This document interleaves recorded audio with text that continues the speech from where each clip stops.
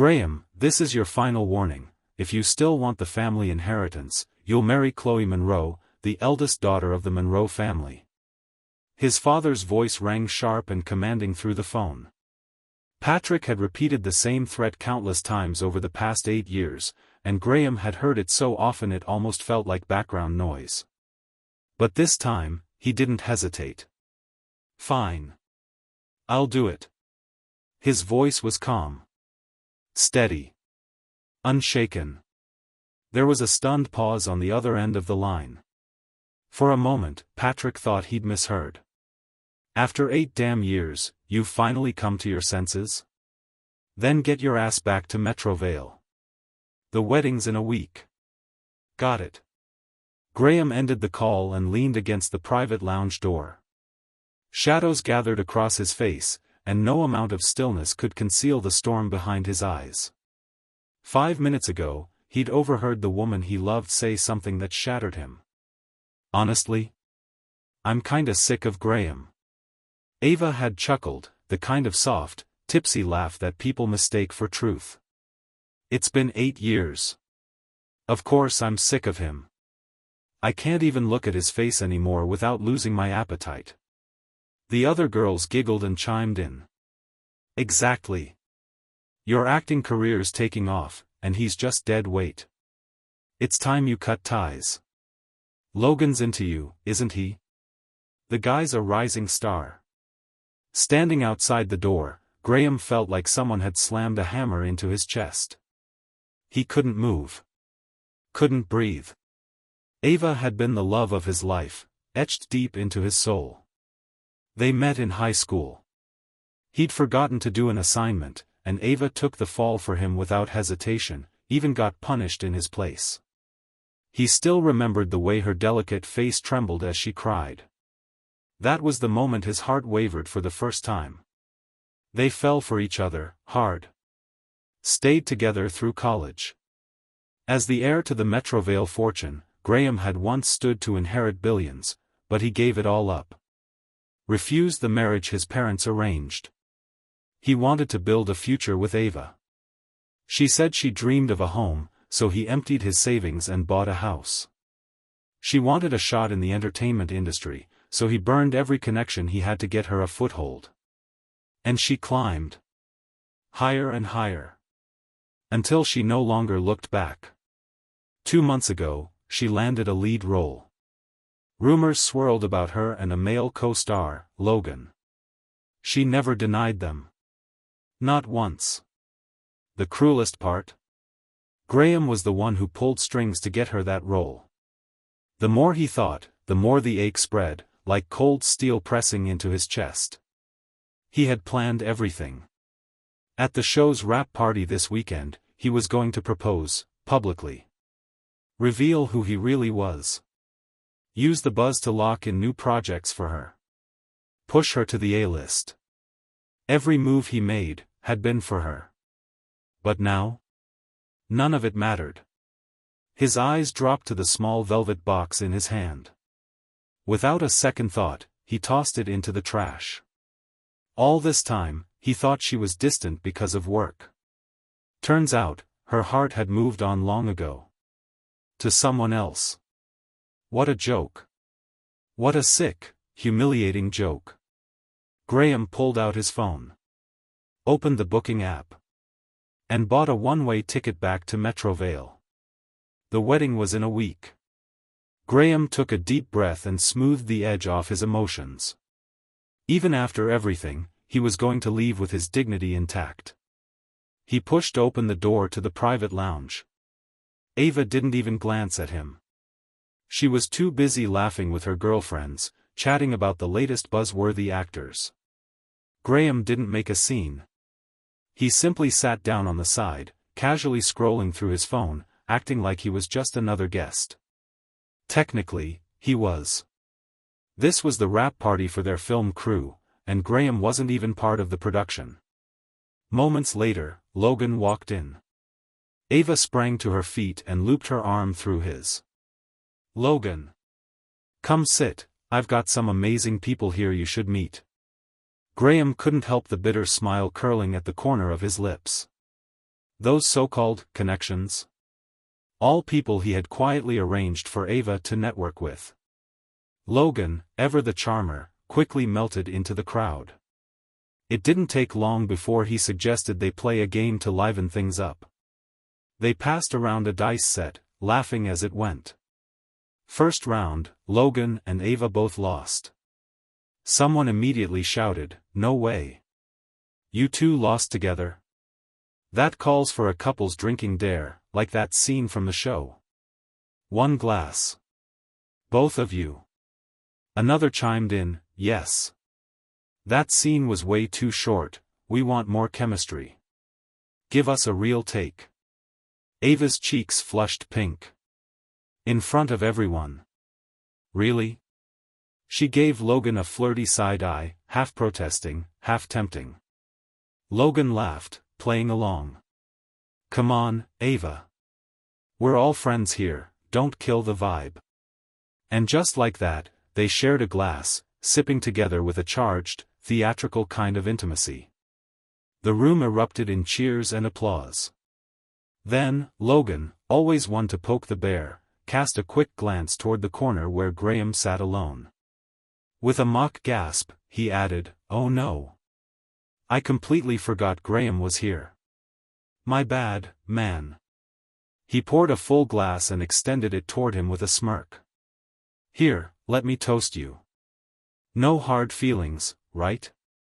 Graham's expression darkened slightly. "Told you earlier, my stomach's been off. I'm not drinking tonight." Logan gave a theatrical sigh, lacing it with just the right amount of sarcasm. "Ah, I see. So I'm not worth a drink now. Figures. I mean, who am I to clink glasses with you, right?" Then, with a dramatic shrug, he downed both drinks himself, straight, no pause. Ava immediately tugged on his arm. "Stop it. You just had a round, you don't need more." Her voice was soft. Worried. Protective. Then she turned, her expression flipping cold as she looked at Graham. "What's your deal tonight? Did you come just to ruin the mood?" That was it. 8 years of love, tossed aside like a napkin after dinner. Now she stood there, defending another man, in front of him, without shame. Graham's chest tightened. He couldn't sit there a second longer. He stood up and walked out. Logan, always performative, let out a loud sigh behind him. "Well, guess I really pissed him off. I should probably leave too, hate being a buzzkill." He started to rise, but Ava caught his arm fast. "No, this isn't your fault. He's just too sensitive." Then she called after Graham. "Logan and I were just messing around. Do you have to act like the world's ending?"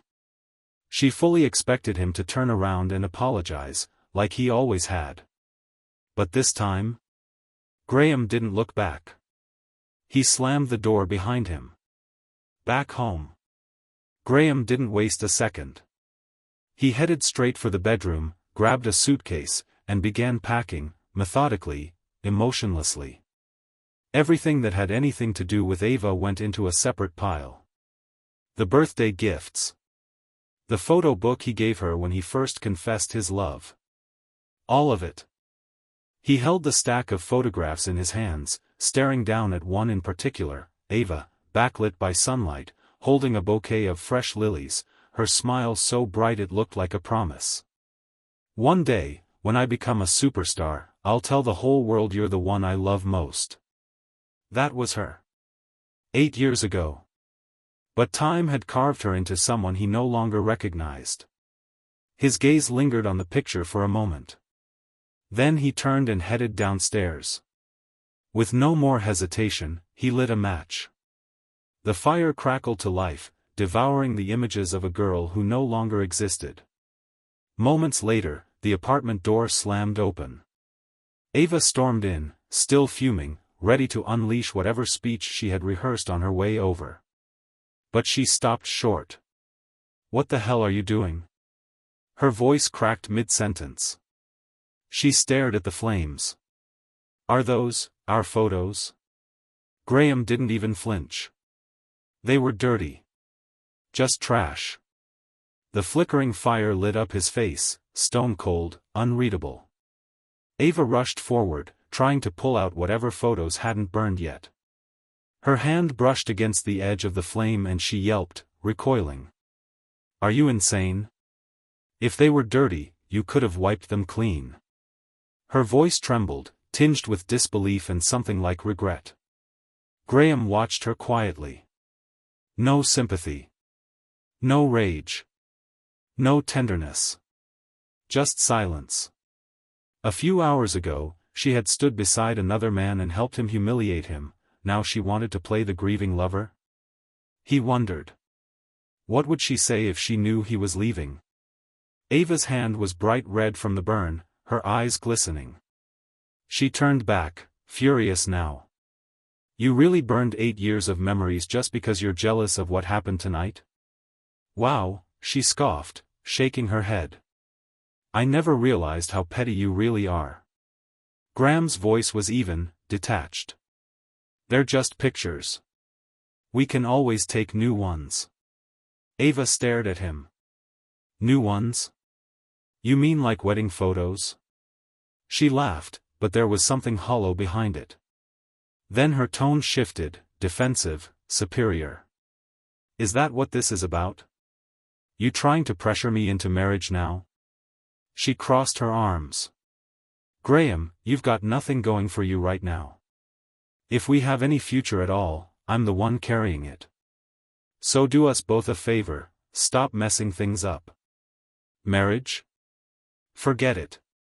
We'll talk about that after I've made it to the top. And with that, she spun on her heel and stormed out into the hallway. Graham didn't follow. He watched her, his eyes hard and unreadable.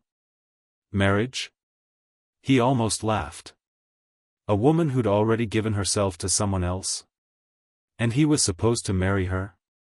His voice was low, more to himself than anyone else. No need to think about it. I'm not marrying you. Ava didn't hear it.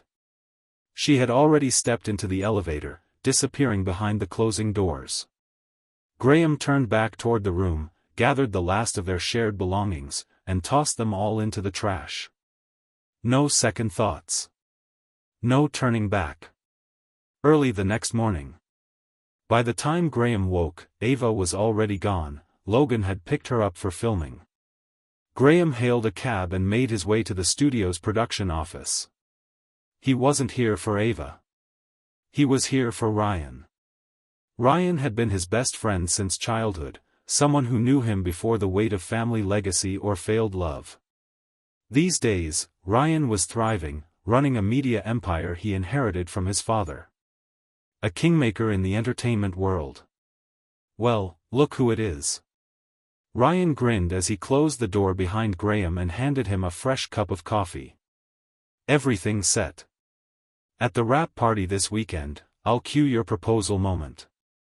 And I've already got Ava penciled in for her next role. She's about to break out, man. This is it. He reached for a contract folder. But Graham raised a hand and shook his head. Don't bother. I'm heading back to Metrovale. Ryan froze. The folder nearly slipped from his hands.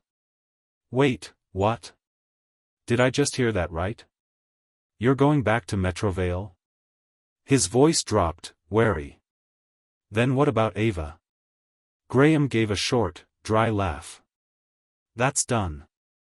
There was no anger in his tone. Just resignation. And a strange, calm finality.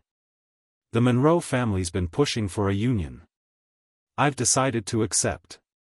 Ryan blinked. Then slowly sat down. You're finally seeing straight? Man, I've been telling you for years, Chloe Monroe's perfect for you. Smart, stunning, classy. And she's been in love with you since, what? Prep school? He exhaled, the weight of years of unsaid frustration settling into his shoulders. Then, his expression shifted, brows lowering, voice hardening. All right. Level with me. What the hell happened? Graham took a long drag of his cigarette, then snuffed it out in the ashtray.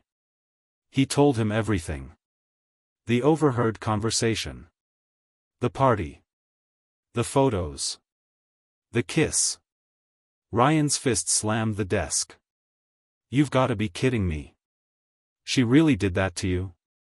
Does she even know how much you gave up for her? Graham shrugged, eyes blank. Doesn't matter. It's over. Ryan leaned back, jaw tight. Then nodded slowly. Don't worry. I've been in this business long enough to know how to handle this. She wants fame. Let's see how far she gets without you. Graham stood and offered his hand. Metrovale. Next week. Ryan shook it firmly. Next week. Graham turned and left the office. As he passed through the soundstage, he heard a familiar voice echo from set. Ava, for this scene to feel real, let's go with a real kiss. It was Logan. The director was hesitant. We can shoot around it with angles. There's no need for an actual kiss. But Ava, without pause, smiled and waved him off. It's fine. I think it should be real too. Sacrifices for art, right? Her cheeks flushed with faux modesty as she wrapped her arms around Logan's neck. Their lips met. Not just a kiss. They melted into each other. Logan's hand slid down her back with no restraint, and Ava didn't stop him. The director called out that it was a great take. The crew burst into cheers, clapping and howling with approval. Graham stood frozen in the shadows. His breath hitched. Like ice water had been poured straight into his lungs. Even after everything. Even after choosing to walk away. That sharp mix of humiliation and heartbreak still hit him like a sucker punch. He had nothing left to give her. But somehow, she was still taking. The kiss scene wrapped. While Ava headed backstage to fix her makeup, Logan made a beeline straight for Graham. Enjoy the show? His tone was smug, no longer pretending to be polite. He flashed a cocky grin. Let's be real, Ava's not spending the rest of her life with a loser like you. I'm officially making my move. Graham's voice was cool and razor-sharp. Go ahead. She's dirty now, I'm done with her. If you want to treat her like gold, be my guest. That hit a nerve. Logan's smirk disappeared. His eyes flared. Still talking tough, huh? You have any idea what I make from a single project? 7 figures. Easy. You'll never see that kind of money in your miserable life. He stepped closer, voice rising. I've got the looks, the fame, and the cash. You? You're not even in the same league. So do everyone a favor and step aside. Just then, Ava returned from backstage in a hurry. The moment Logan saw her, he lunged dramatically toward a nearby set prop, and shoved it. A rack of fake swords clattered to the ground with a deafening crash. Shiny metallic edges slashed across the floor, and skin. 2 people were hurt. Ava screamed. Logan! Are you okay? She rushed to him in panic, her face etched with fear. Blood was trickling down his arm from a shallow cut. Her eyes widened. Oh my God, someone call a medic. We're going to the hospital right now. Logan, ever the actor, winced dramatically and threw a glance, part guilty, part theatrical, at Graham. It's my fault, he said, voice trembling. I dragged him into it. I shouldn't have. Ava snapped. Her face turned to stone. She glared at Graham like he was a stranger. A threat. What the hell is wrong with you? You came here just to pick a fight with Logan? We're not done talking about this, believe me. Without another word, she helped Logan into a waiting car and disappeared in a flash of tires and rage. Behind them, Graham stood alone. His leg was bleeding, deep gash, worse than Logan's. No one noticed. No one offered to help. Gritting his teeth, Graham tore off part of his shirt, wrapped it around his leg, and limped out on his own to find a hospital. A few hours later, Ava stood at the doorway to his hospital room, arms crossed, eyes icy cold. "Explain what happened today." Graham looked up, unfazed. He pushed the props. Her brow furrowed. She didn't believe a word. "Still lying? You know how many favors I had to call in just to keep Logan from pressing charges?" She stepped inside, voice rising. "He showed mercy, Graham. You, on the other hand, you're just impossible." Graham didn't flinch. "You're right," he said softly. Ava's disgust was no longer hidden. She sighed heavily, rubbing her temples. "You don't get it. My career is at a critical point right now. Logan's already introduced me to a few major producers, and I've got multiple projects in negotiation. 4 days from now, at the wrap party, one of the biggest producers in the business is coming in person. If I make the right impression, I could be looking at a Best Actress nomination." She paused, eyes gleaming with ambition. That was the moment Graham smiled. A slow, knowing smile. The so-called big producer? That was him. Graham hadn't expected it to go this far. That Logan would have the audacity to take credit for everything. That Ava would fall for it. "What's so funny?" Ava's voice cut in, sharp with disappointment. "Graham, look at your life. You have nothing. If you still want a future with me, then stay out of mine." She folded her arms. Cold. Stern. Final. "Go apologize to Logan, and we'll pretend this never happened." Graham glanced down at the wound on his leg. "Can't walk." His voice was calm. "Let him call the cops. I'd love to hear him apologize for once." Ava froze. Something about the way he said it, steady, unfazed, was foreign to her. The man she used to know? He would have begged for forgiveness by now. Blamed himself. Promised to do better. But this Graham? This version didn't flinch. Didn't plead. Didn't care. "You're unbelievable." Her anger flared, but it wasn't just rage. It was fear. Because for the first time, she realized, he was slipping out of her control. "Are you even a man? You screw up and don't own it, and I'm supposed to trust you with the rest of my life?" She stared at him, searching for the old Graham, the obedient one, the one who used to orbit around her world like she was the sun. He was gone. A beat passed. Her shoulders dropped. The disappointment in her eyes was real. Then she turned on her heel and stormed out. The door slammed behind her, rattling the frame. Graham sat in silence, staring at the bandage wrapped around his leg. He felt hollow. The pain wasn't in the wound. It was deeper. Older. The kind of ache that comes when a heart finally realizes it has nothing left to give. Ava had rewritten the story in her own mind. To justify the betrayal. To paint herself as the victim. To ease the guilt of choosing someone else. She had stripped him of everything and then called him the problem. Graham's hand drifted to his chest. There, beneath his shirt, hung the old necklace. The one they exchanged the night they promised forever. Tarnished now. Faded. But still with him. He remembered her voice that night, soft and trembling. "Promise me you'll never take it off, unless you stop loving me. Deal?" Back then, she had sworn it didn't matter whether he was rich or broke. Famous or forgotten. She'd stay. Forever. A flicker of something sharp twisted in his chest. He unclenched his fist. The chain slipped from his fingers. Outside, dusk crept over the horizon. The sky dimmed. The shadows lengthened. 3 days passed.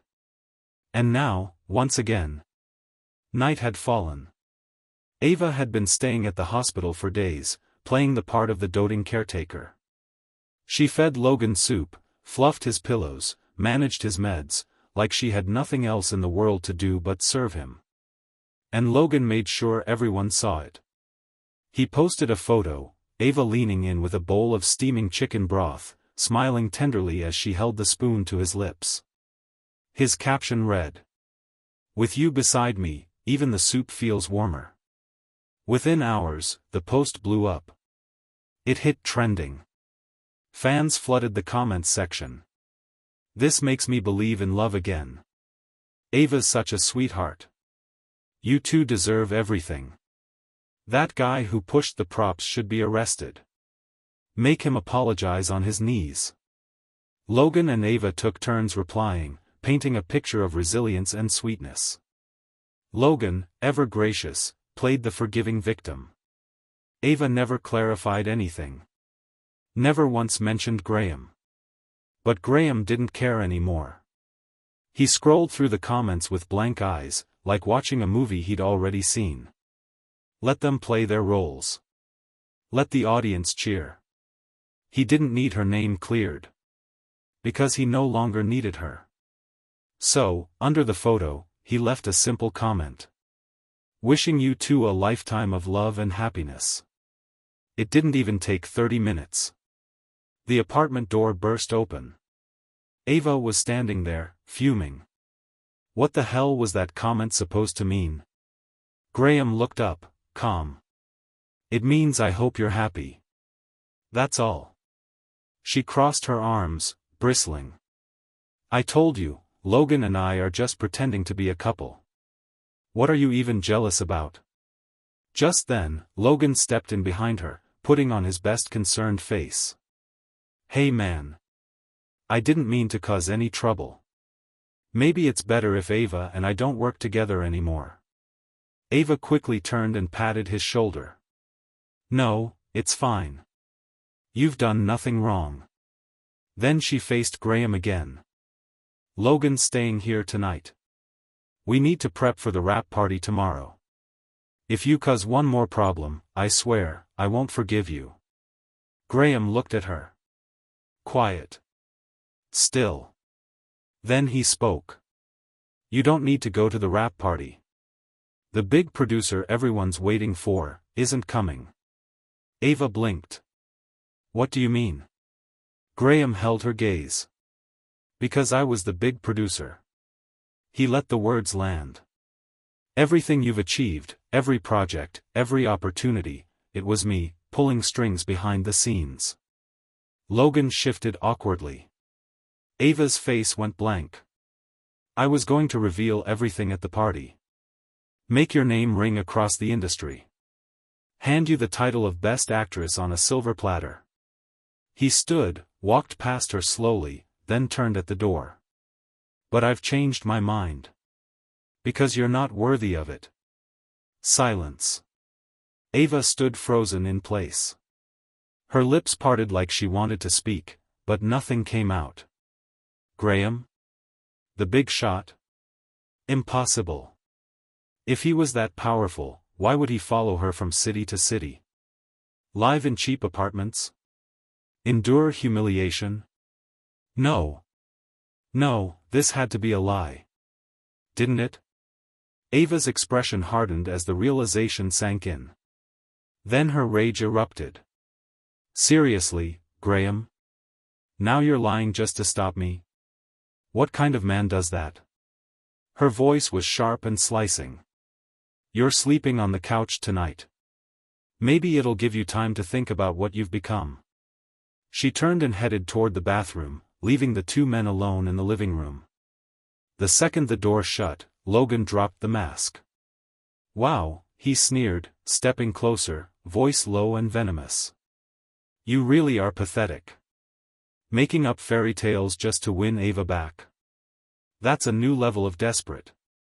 He reached into a shopping bag and pulled out a bouquet, an explosion of pollen-heavy lilies and wildflowers. Without warning, he shoved them straight into Graham's face. "Since you like competing with me so much, let's see how she reacts when you start choking." Graham's reaction was immediate. His skin went pale. His body convulsed violently. He staggered back, gasping, lips trembling. "Take it away, now," he managed to choke out. He slapped the bouquet to the ground and lurched toward the cabinet, hands trembling as red blotches broke out across his skin. His body was locking up, his allergy in full, brutal effect. From down the hall, Ava's voice rang out, sharp with irritation. "What now, Graham?" She appeared in the doorway, eyes widening at the mess, but not out of concern. She shoved him aside and rushed to Logan instead, who was crouched near the fallen flowers. "You know how long Logan spent picking these out. How dare you throw them like that?" Graham fell back, wheezing, barely able to move. "Medicine." His voice was dry, cracking. "Help me. Please." Logan's eyes gleamed with false guilt. "I'm so sorry. I didn't know he'd react like this. I just wanted to give him a gesture of goodwill. You two are the real couple, maybe I overstepped." His voice trembled as he glanced at Ava. "Are you okay? If you want, I'll carry you to the hospital myself." "Don't bother." Ava snapped. Her voice was ice. She turned back to Graham, furious. "You always do this, any little thing, and you act like you're dying. Let's see how long you can keep this little performance going." Then, without another glance, she took Logan by the arm and pulled him toward the bedroom. "Let's go." The door slammed behind them. Graham collapsed to the floor, vision darkening. His breath came in broken gasps as his fingers clawed toward the cabinet again. Finally, with one last effort, he managed to grab the bottle, popped it open, and swallowed a few pills. The pain didn't stop. It swallowed him whole. Everything went black. When he woke again, his head throbbed. His limbs were stiff, barely responsive. He couldn't move. Couldn't speak. But he could hear.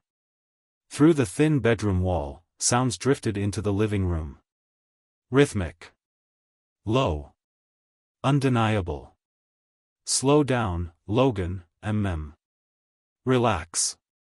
He's out cold. Hasn't made a sound for hours." The bed creaked. Their voices blurred into breathless moans and hushed whispers, but the betrayal echoed loud and clear. Graham lay still. Eyes open. Breath shallow. Something inside him finally gave way. Not with a scream. Not with anger. But with a silence so complete. It felt like the end. The next morning, Ava opened the bedroom door, expecting Graham to be in the living room, waiting, guilty, ready to apologize like always. But the couch was empty. All that remained was a patch of dried blood on the floor, and a handful of scattered pills. Her breath caught. Why is there blood? Did he hit his head? A flicker of worry passed through her. She hadn't meant for things to go that far. She just wanted to punish him, not actually see him hurt. Before she could react further, Logan appeared behind her, voice smooth and casual. "He can handle himself.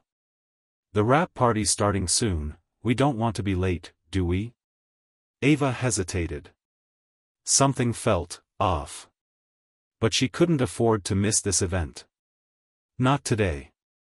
All right. She closed the door behind her. 1 hour later. A luxury restaurant in Riverdale. The film crew had gathered to celebrate the successful end of the shoot. The rap party was in full swing, flashing cameras, clinking glasses, overflowing praise. "Ava, Logan, the whole series went viral thanks to you too. And Logan, we heard you brought a special guest tonight, what a win for the whole production." Logan basked in the attention, grinning like a prince. The mood was electric. Then, right as the music dipped, he pulled out a small velvet box. "Ava," he said, stepping forward confidently, "let's make it official." He opened it, revealing a delicate diamond-studded necklace. "From now on, I'll be the one standing beside you, every step of the way." A ripple of excitement ran through the room. Someone started chanting. "Say yes. Say yes. Do it, Ava. You two are perfect." Ava's face flushed. She raised her hand, ready to accept it, until her fingers brushed against the thin chain already around her neck. She froze. It was the old necklace. The one Graham gave her. The one she swore she'd only take off when she no longer loved him. Her heart skipped. A strange tightness crept into her chest. Maybe after the party," she said, trying to smile. "Logan, thank you for everything, but let's not rush." The director laughed it off. "She's just shy. Give her time." "Yeah, Logan, you've already won, what's left to be nervous about?" But Logan's smile was gone. His eyes flicked toward the window, just in time to spot a familiar silhouette outside the restaurant. Graham. Luggage in hand. Logan stiffened. Muttering an excuse, he rushed to the entrance and shoved open the door. "Why the hell are you here?" he growled, grabbing Graham by the collar. "If Ava turns me down again because of you, I swear I'll kill you." Graham didn't respond. He gently peeled Logan's hand off his shirt and walked past him into the lobby. He stopped at the front desk and canceled the private proposal service he had reserved weeks earlier. Then he took out a small, weathered necklace. "Give this to Ava," he told the staff softly. "She'll understand." Logan snatched it from his hand and sneered. "What is this junk? You think this compares to what I gave her?" He tossed the necklace into the trash and drove a hard kick into Graham's side. Graham staggered, his body still weak from the allergic reaction days before. A nearby hostess rushed over. "Sir, are you all right?" Graham shook his head faintly. "I'm fine. Thank you." He steadied himself, ignoring the throbbing in his ribs, and turned toward the door. He had done what he came to do. The curtain had fallen. The final act, complete. There would be a reckoning. Not now, not here. But it would come. Outside, the sky was dark with clouds, low and heavy. Graham took one last look at the window, where Ava stood, smiling for the cameras, unaware. Then he turned away. Luggage in hand. Back straight. Face unreadable. He disappeared into the misty morning. His figure slowly swallowed by the fog. Inside the banquet hall. Ava was making the rounds, clinking glasses and exchanging toasts. Her laughter rang out like bells, bright, practiced, hollow. Logan strolled in with swagger in his step, his voice raised just enough to command the room. "Everyone, I've got big news." He paused for effect, a proud smile spreading across his face. "Just got word from my agent, Mr. Blake, one of the major investors, is on his way. And he's bringing someone even bigger, a real heavyweight from Metrovale." Gasps and murmurs erupted instantly. Producers, actors, assistants, everyone turned their eyes on Logan with newfound awe. "Logan, man, you're on another level. Who else could pull strings like this?" Drinks were poured. Toasts followed. Someone shouted, "To Logan," and the whole table raised their glasses. Ava smiled uneasily. Her co-stars, young women who had shared gossip, lines, and backstage tears with her, gathered close, grinning. "Don't even think about that loser boyfriend of yours anymore. You said you were tired of him, right? Time to trade up. Being with Logan? Girl, that's next-level living." Ava smiled again, but this one didn't reach her eyes. "Let me think about it," she said lightly. But her gaze drifted, past the laughter, past the champagne, to the window. Outside, nothing moved. She and Logan had played this game long enough. But now, when it came time to make it official, something twisted in her gut. What would she even say to Graham? How could she explain any of it? 10 minutes passed. Still no sign of Blake. Still no sign of the Metrovale heavyweight. The energy in the room began to shift. "Logan, where are they?" someone asked. "Shouldn't you go greet them by now?" Logan forced a chuckle. "They'll be here. Just hold tight." But the tightness in his own chest was growing. He didn't know Blake. He had overheard the name during a call with Ryan, and improvised the rest, hoping to impress Ava and the crew. Now the lie was beginning to crack. Just then, a server stepped up beside Ava, holding a small box. "Ms. Lawson, a gentleman came by earlier and asked me to give you this." Ava opened the box, and her breath caught. Inside was a weathered, rust-stained necklace. The necklace. Her fingers trembled. Her heart surged. Graham was here? Why didn't anyone tell me? The server hesitated, glancing nervously toward Logan. "Mr. Cross instructed me not to say anything." Logan's face hardened. "That's not true. You know who I am, right? Watch your mouth, unless you want trouble." But Ava stepped in, voice firm for the first time that night. "It's okay. Tell me exactly what happened. Don't be afraid." The server took a breath. "Mr. Cross assaulted the man outside. He was bleeding from the head. I pulled the security footage." She handed over a tablet. The room fell dead silent as the video played. Ava's eyes widened in horror. Graham, battered, staggering. Logan, grabbing, shoving, kicking. Gasps echoed from every corner of the hall. Someone cursed under their breath. Ava stood slowly, trembling. "Logan, what did you do?" Her voice cracked. Logan tried to laugh it off, stepping toward her. "Ava, come on. I was just protecting you. That guy's a parasite. I figured it was time someone taught him a lesson." He reached for her hand. She stepped back. Then shoved him, hard. Logan stumbled, caught off guard. And the room that had once roared with approval, now watched in stunned silence. It all crashed down at once. Ava stood frozen, the rusted necklace still trembling in her hand. All this time, it had been Graham shielding her from behind the scenes. Every opportunity. Every connection. Every step forward. And what had she done? She had humiliated him. Belittled him. Let others lie about him, again and again, without once standing up for him. He must have reached the point of no return. To give this necklace back. He was done.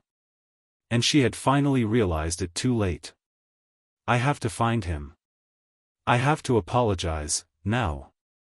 She turned on her heel to run out, but Logan grabbed her arm, desperation in his eyes. "Ava, wait. You're gonna throw everything away for him? Think. You leave now, and you're walking away from your future. Blake is on his way. The real power's just arriving." But before Ava could answer, the doors of the banquet hall burst open. A hush fell over the crowd. A man strode in with a thundercloud expression, Ryan. And behind him were several stunned-looking executives and staff. Ryan scanned the room with barely concealed fury. "Mr. Blake. You're here." Logan rushed forward, smiling like a snake. "They told me you were escorting the big boss yourself. But I haven't seen him. Where is he?" Ryan's eyes were like ice. He was already here. A collective gasp swept the room. "Wait, what? He came and left? When?" People looked around wildly, trying to recall any unfamiliar face. Ava stood still. Her blood turned cold. Her heart dropped like a stone. No. No. It couldn't be. But she knew. Somewhere deep down, she knew. Ryan's voice dropped to a deadly calm. Now you're wondering where he is? Where were you when you were beating him down outside like a dog? Silence. Utter, breathless silence. Then. Everything. Cracked. Dozens of heads turned toward Logan. The server's story. The footage. The necklace. The man with the suitcase. Graham. Ava's boyfriend. The one they mocked. The one they drove out. The one they called worthless. He was the one. The Metrovale heir. The Whitman family's eldest son. No, no way. That guy? That poor loser? Logan stumbled forward, face twitching. You've got to be kidding, Blake, you've got the wrong person. Ryan didn't even let him finish. Crack. The slap rang out across the banquet hall like a whip. Logan reeled. Watch your mouth, Ryan growled. Graham Whitman is my brother in everything but blood. He's the future head of the Whitman estate. And you? You're nothing. The crap you pulled? I'll pay it back 1,000 times over. Logan went white as a sheet. His knees buckled. The name Whitman hit him like a death sentence. Everyone knew it. The Whitman family wasn't just wealthy. They were untouchable. A dynasty of real estate, politics, and old money influence stretching across the country. They could destroy him with a whisper. He was finished. Ava, too, could barely breathe. Her body trembled. She stumbled back, one hand catching the edge of a chair. Everything Graham said was true. He had never lied. He had quietly carried her dreams on his shoulders, while she threw herself at a man who brought her nothing but illusion. Every door she'd walked through. Every stage she stood on. Every script she read. Had Graham behind it. Not Logan. Not even close. Ava's voice trembled as she stepped forward. Mr. Blake, please. Where is Graham? I need to find him. I misunderstood everything. I just want to apologize. Ryan's eyes narrowed. The disgust in his face was unmistakable. Get out of my sight, you shameless bitch. He shoved her back, voice cutting like a blade. Graham gave up everything for you, his inheritance, his family's name, his future. He supported you without asking for anything in return. His words rang through the hall. And you? You cheated on him. Ava's breath caught. He doesn't want to see you. So do him one last favor. Leave. The sharpness of Ryan's voice sliced through her, leaving nothing but ruin behind. Ava staggered back, as if the truth itself had slapped her. Graham had given up everything, just to be with her. And what had she done? Broken him. Used him. Watched while others trampled on him, and said nothing. No. No, no, no. He wouldn't really leave forever, would he? I have to find him, she whispered, her voice barely audible. Then louder, desperate. I have to find Graham. She turned and bolted out the door, her heels skidding against the marble floor. Rain was falling. Not heavy, but persistent. Cold. Silent. Steady. Ava ran through the streets, soaked to the bone, her chest heaving, arms pumping as if speed alone could rewind time. He'll forgive me. He has to. No one loved her like Graham. No one would ever love her like that again. She reached the familiar front door, fumbled with her key, and flung it open. Graham. I'm home. I came back, I'm sorry. But silence met her. The apartment was empty. Not just physically, hollow. Every trace of Graham had vanished. His scent. His clothes. His books. His warmth. Gone. It was as if he had never lived there at all. "Stop hiding, okay?" she laughed nervously, spinning in circles. "I'm back now. I'm here to say I was wrong. Just let me explain."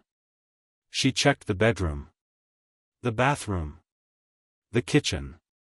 Nothing. Not a note. Not a message. Not a final goodbye. She pulled out her phone. Every message thread, blocked. Calls, rejected. His name, gone. He had erased her. Completely. Ava collapsed onto the floor, the weight of it all crashing down on her chest.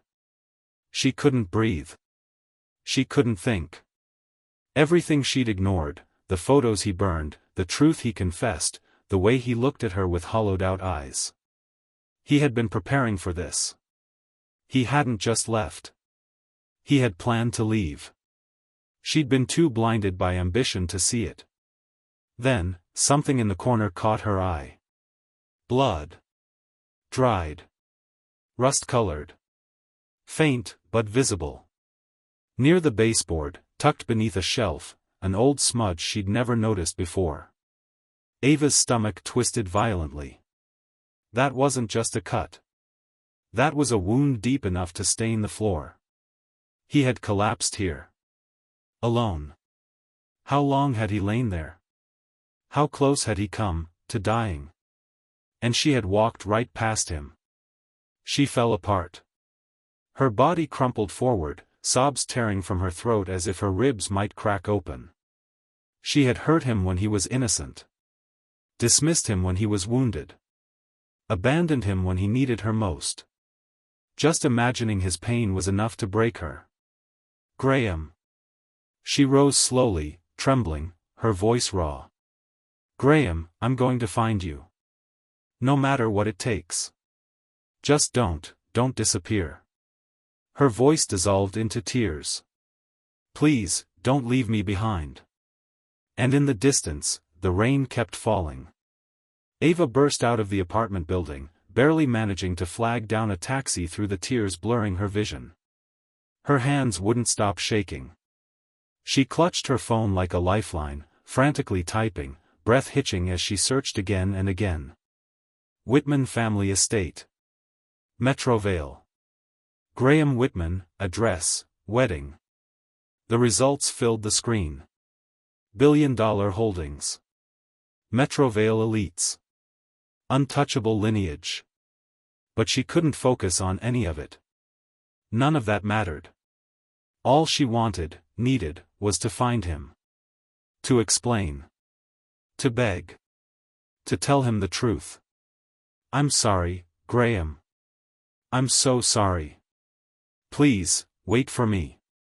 She bought the next available flight with trembling fingers, barely noticing the price. And just as she was about to call the airline again, a news alert popped onto the screen. Confirmed, Whitman heir to be wed to Monroe family's eldest daughter. Crack. Her phone slipped from her hand and smashed against the floor of the cab. A web of glass bloomed across the screen. Ava stared, dazed. Her mouth opened, but no sound came out. No. It couldn't be. He loved her. 8 years. 8 years of shared laughter, of broken ramen dinners and dreams whispered in the dark. He wouldn't throw that away for some cold, calculated merger between dynasties. Would he? She snatched up the phone and yelled toward the front. "Driver, please, faster. I need to make that flight." Her voice cracked. Her chest felt like it might shatter under the weight of it all. She hadn't found the exact address yet. But if she could just get to Metrovale, just land in the city, she'd find someone who knew where he was. Someone who could help. And maybe, just maybe, she could stop the wedding before it was too late. Meanwhile, at Metrovale International Airport, Graham stepped through the private terminal doors and took a long breath of crisp morning air. The entire wing of the airport had been cleared in advance. A line of black-suited security agents stood at attention. "Welcome home, sir," one of them said, bowing respectfully. His mother, Elaine, rushed forward and slipped her hand through his arm, her expression lined with both worry and overwhelming relief. "Graham, goodness, you're still not dressed properly. It's windy out here." She fussed with the collar of his coat as if no time had passed at all. "You've suffered enough these past few years. Your father and we were worried sick. All those talks about cutting you off, about breaking ties, we didn't mean them." Her voice softened. "We just didn't want you throwing your life away." Graham nodded slowly. "I know." He drew in another breath, steady this time. The air of home. Of responsibility. Of a future reclaimed. "I'll do better. From now on, I'll listen. I'm done running." One of the guards stepped up and gently placed a tailored jacket over his shoulders. From across the tarmac, a group of childhood friends came jogging over with easy grins and open arms. Well, look who finally stopped playing Rebel Prince. Took you long enough, man. You owe us a few rounds, minimum." Graham laughed, the sound warm but distant, as if from someone who hadn't laughed in a long time. "You know it. We're going big. No one's going home sober." But even as he smiled, a shadow lingered in his gaze. A silence beneath the noise. A chapter had closed.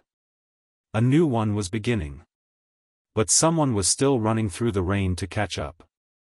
Just as Graham was slipping into the familiar rhythm of home, a small, delicate figure launched herself into his arms. "Graham." Her voice was soft but brimming with emotion. "You're finally back." He stiffened for half a second, surprised.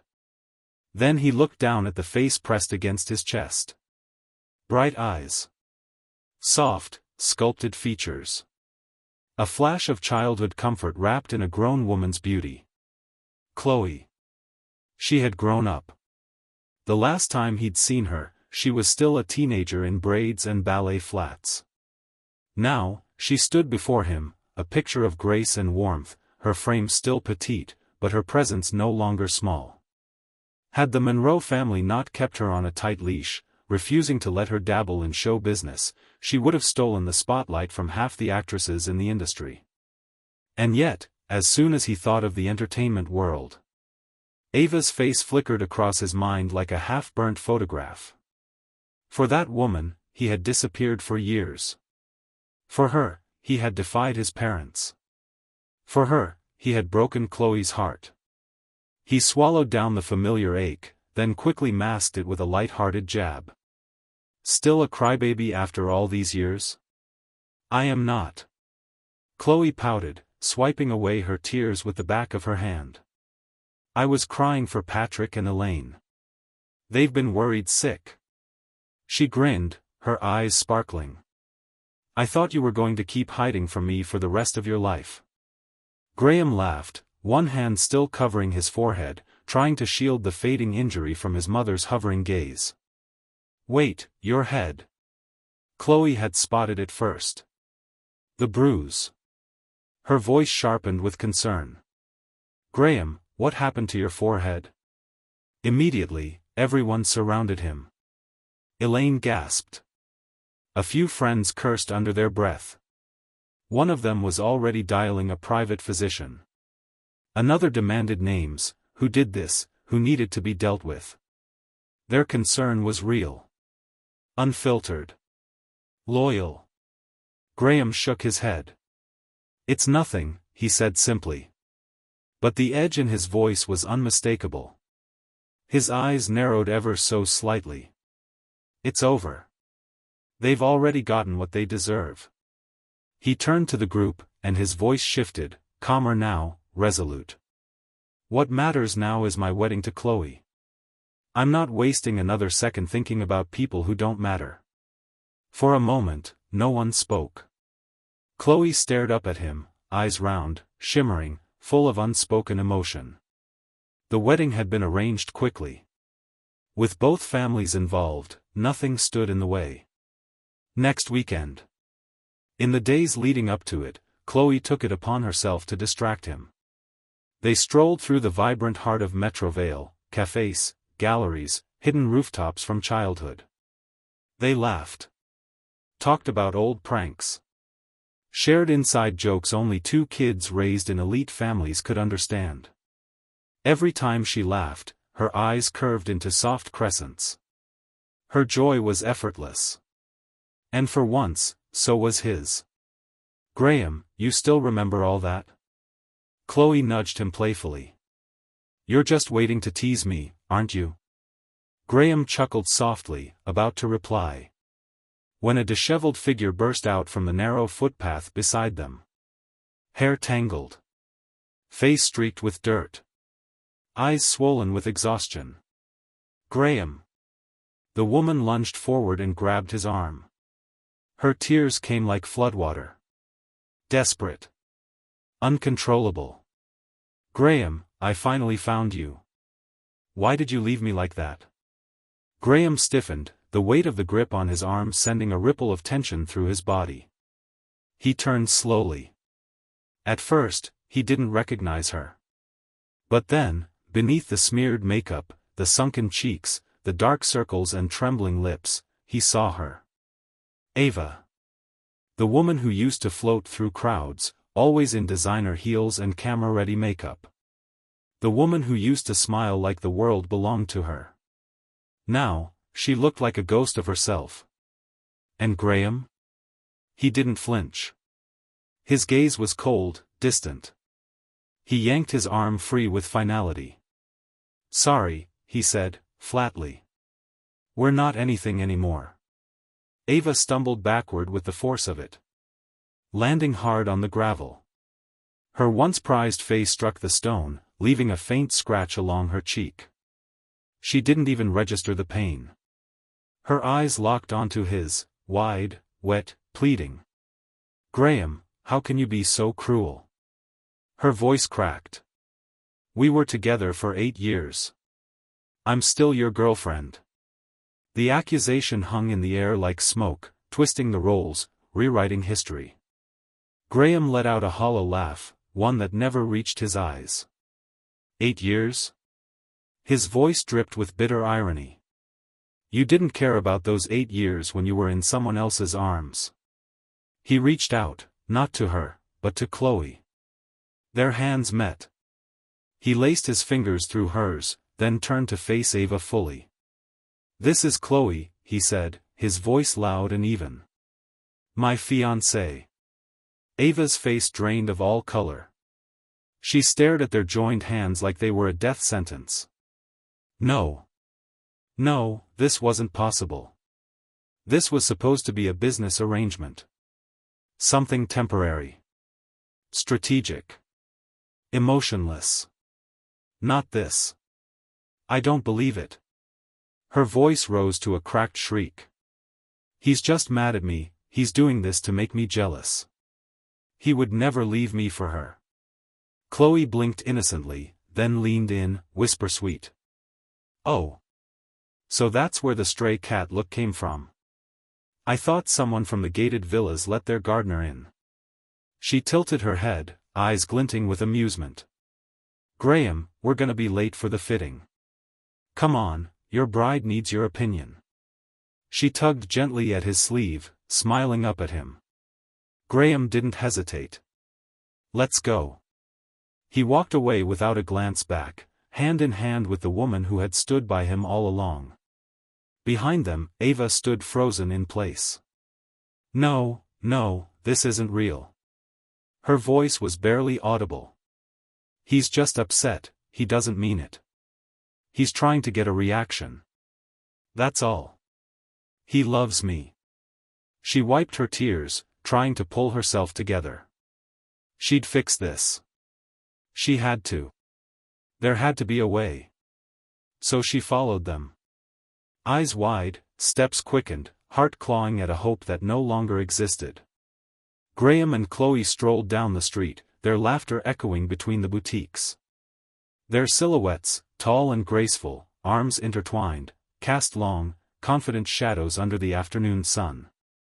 Behind them, a distant, broken voice called out. "Graham." But he didn't turn around. Not once. Instead, he opened the door to the bridal shop for Chloe, and together, they stepped into a future Ava was no longer part of. The bridal boutique manager had been waiting at the door, bowing deeply the moment they stepped in.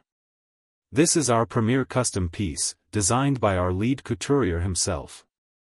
She gestured to the central display, an understated yet opulent gown, its hem trailing like mist across marble tiles. The design had been commissioned over a year ago, in quiet anticipation of this very union. Chloe emerged from the fitting room moments later. She wore the gown like it had been made for her body, and it had. The delicate lace hugged her figure just enough. The silhouette flowed like moonlight. The moment she stepped out, the room paused around her. Even the staff collectively held their breath.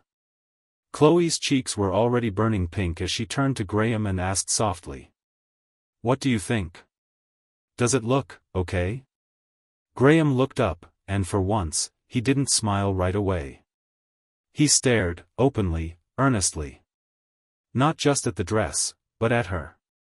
Then he smiled. "Okay, doesn't even begin to cover it." He stepped closer, his voice warm and honest. "You look like you stepped out of a dream." Chloe quickly looked away, clearly overwhelmed by the praise. "Stop staring, don't look too much now." She reached up, giggling, and playfully covered his eyes with her hands. "You're supposed to wait until the wedding day, remember?" Her teasing tone, light as spring wind, made the room feel like it belonged only to the two of them. Outside, beyond the polished glass window, a shadow watched. Ava stood under the soft afternoon light, her eyes red, swollen with tears. Her hands trembled at her sides, one still clinging to the railing. She didn't move. Inside, the man who once loved her with all his soul was standing beside another woman, smiling, laughing, holding her like she was his forever. He had helped Ava practice her lines. He had whispered promises in hotel rooms while she rehearsed auditions. And now, he was helping another woman choose her wedding dress. Ava's reflection in the window startled her. She barely recognized herself. Hair messy from running in the wind. Eyes rimmed with dark circles. Makeup long gone. She didn't look like the dazzling starlet from magazine covers. Especially not compared to Chloe, whose beauty now sparkled beneath the boutique's chandelier lights. Ava crumpled to the ground outside the shop, knees hitting cold concrete. She covered her face with her hands, choking on sobs. But then, her fingers grazed something in her coat pocket. The necklace. Their necklace. The first gift they had ever exchanged. Back when things were simple. Back when she still believed love was enough. Her eyes lit up. Yes. The necklace. If anything could reach him, could remind him, it was this. The rusted chain still smelled faintly of the cologne he used to wear. Ava stood up with shaky resolve. She ran back to her hotel and did everything she could to erase the past few days from her face, applied fresh makeup, curled her hair, changed into a fitted dress she hadn't worn in years. She made herself look like the Ava Graham used to love. Every day after that, she stood outside the Whitman estate. Waiting. Begging the security guards at the front gate to deliver a message. "Please, just tell him I'm here." She handed them small boxes, one with the necklace. Another with a handmade photo album. More with little trinkets, shared memories, things she once would have mocked. The guardhouse filled with the gifts, piled high and awkward. The guards looked at one another, unsure. It wasn't their job to deliver these things. But they also knew. Graham Whitman wasn't someone you crossed. After some hesitation, one of them sighed and picked up the phone. "Mr. Whitman, there's a woman at the gate, crying and asking to see you." Graham looked up from the wedding planner in his hands, brows furrowing slightly. His voice was cold. "No. Send her away." He didn't even ask who it was. He didn't need to. Late apologies? Tears, now? What use were they? She had chosen her moment to betray him. She didn't get to choose her moment to be forgiven. The guard nodded and left. But 10 minutes later, he was back, looking flustered. Sir, she's kneeling. In the rain. Refuses to leave. We tried, she's not budging. Before Graham could speak, Chloe stood. Let me go. Her voice was gentle, but her eyes glittered with something harder. I know how to deal with women who don't know when to let go. A dull thud broke through the air as a burlap sack landed at the edge of the Whitman estate's gates. Clang! The sheer weight of the bag startled Ava. She scrambled backward in the gravel, soaked, trembling. Chloe stood a few feet away, arms folded, gaze like frost on glass. You hurt him for 8 years. And now you think a bag of junk makes up for that? Her voice was calm. Almost amused. If you're going to send gifts, at least pick something with taste. We're getting married, after all. Ava couldn't reply. Tears streamed silently down her cheeks. She fell to her knees again, clawing at the knot of the sack, tearing it open with numb hands, rummaging, desperate. He said he loved me, she whispered, broken. He said he wouldn't marry anyone else. Chloe tilted her head. You're looking for this, aren't you? She held up a small, rusted necklace between 2 fingers. Ava froze.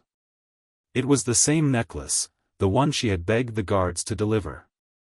The one Graham had once cherished. The one she thought would remind him. The one he'd thrown away. Ava lunged forward. Give it back. But her knees, battered and red from hours on the pavement, gave out beneath her. She collapsed, sobbing, dirt smeared across her palms. Years ago, Graham would have caught her before she fell. Now, he wasn't even watching. She looked up at Chloe, her lip trembling, hatred burning beneath her humiliation. This woman. She blamed everything on her. She wanted to scream. To claw at her. But Chloe simply smiled. Soft. Sweet. Untouched. This? She tossed the necklace lightly. It landed at Ava's feet. It's yours. Take it. And leave. Ava picked it up as if it were sacred, cradling it like something alive. Tears fell onto the rusted metal. She held it to her chest. I'm not leaving. Her voice was hoarse, barely a whisper. I need to see him. Just once more.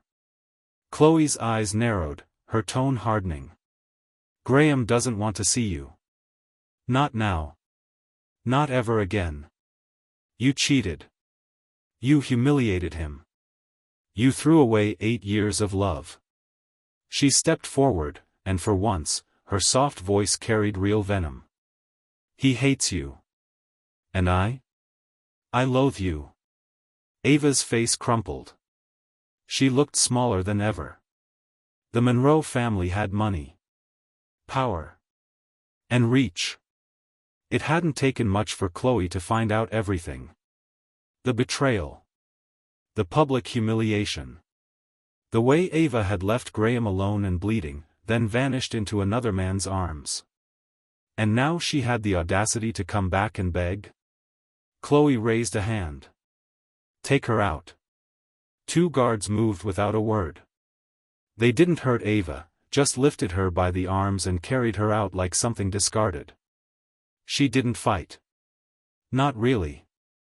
The necklace clutched in her hand was the only thing she had left. Chloe walked with them to the gate. Just before turning back, she called over her shoulder. I've booked you a return ticket. Don't worry. There's still a lot waiting for you back home. Her smile was sugar-sweet. Ruined contracts. Cancelled endorsements. PR disasters. You know, all the things you're so good at handling. She turned. The gates closed behind her. And Ava. Ava stood outside, necklace pressed to her chest, sobbing alone. As the world that had once adored her finally turned its back. Ava had barely stepped off the plane when her phone lit up like a fire alarm. Call after call. Message after message. Her screen wouldn't stop flashing. She finally answered. Only to hear Sandra, her agent, screaming into her ear. Ava. What the hell is wrong with you? Get your ass back to set, now. Just days ago, Sandra had spoken to her like she was the second coming. Ava was the golden goose, the next breakout star. Now? She was dirt. And Sandra's voice was laced with fury, panic, and a string of expletives Ava had never heard her use before. Ava didn't say a word. She couldn't. Her mouth had gone dry. Her throat closed tight with dread. By the time she arrived back at the studio, the damage had already detonated. The director was waiting. Unshaven. Rage etched into every line of his face. He stormed toward her, jabbing a finger toward her chest. Are you insane? Whitman was going to be your husband. Do you have any idea what you just threw away? Because of your little scandal, Mr. Blake pulled his funding. The entire show's dead. Finished. Ava's knees buckled. Around her, the rest of the cast and crew had gathered. Their eyes were cold. Angry. Accusing. They weren't just mad, they were ruined. Most of them were working-class actors just trying to get by. They'd spent half a year on this production. Now it was dust. And some of the very people who had egged her on, who had cheered when she and Logan shared a real kiss, were the first to look at her like she was trash. Bang! The director hurled a folder to the ground. Pages scattered everywhere. There's your release. Sign it and get the hell out of here. You're lucky if we don't sue. Ava bent down to pick up the papers, hands trembling, face burning with shame. Tears pricked her eyes, but she blinked them back. There were too many people watching. She signed. And walked out with her head down. The second she stepped outside, she ran straight into Sandra, who grabbed her arm and twisted hard. You absolute disaster. Sandra's voice shook with fury. You've ruined everything. Do you even know what's happening online right now? Ava shook her head, stunned. Sandra shoved her phone into her face. Check the damn news. Ava opened her screen. Top headline. Horizon Entertainment cuts all ties with Ava Moore and Logan Reed. Cuts ties? That couldn't be right. She tapped on the alert with shaking hands. Inside was a public statement from Ryan, Horizon's most powerful investor. He had pulled the plug. On everything. Not just her upcoming roles. Not just Logan's screen time. Every deal. Every future project. Every door. Slammed shut. And beneath the announcement, Ryan had included a bombshell quote. It's disheartening to see talent traded for scandal. Especially when one sacrifices everything and gets betrayal in return. Then came the leaked exposé, photos of Ava and Logan, the hospital photo, the kiss on set, the cozy soup moment. And the final blow. Shocking, rising actress leaves long-term secret partner from billionaire family, caught cheating with co-star. Career in jeopardy. The post exploded across social media within minutes. Gossip outlets. Investor blogs. Celebrity fan forums. The internet had caught fire. Ava stared down at her phone, the screen blurring beneath tears. Post after post. Comment after comment. Some people ridiculed her. Others ripped her apart. A few even mourned what she could have been. But none of it mattered. Because the only person who had ever truly been in her corner, who worked in silence, who shielded her from the shadows, Had walked away. And she had let him. No. She had pushed him. She sat in the back of a cab, numb and blinking. Where was she even going? There was only one place left to hide. Her apartment. It wouldn't be quiet. The reporters would find her. But it was better than standing out here, in public, where everyone could watch her fall. She leaned her head against the window and shut her eyes. Outside, the world spun on. Inside, something in her had gone very, very still. The fallout didn't stop. One by one, top brands issued public statements. Every endorsement deal, gone.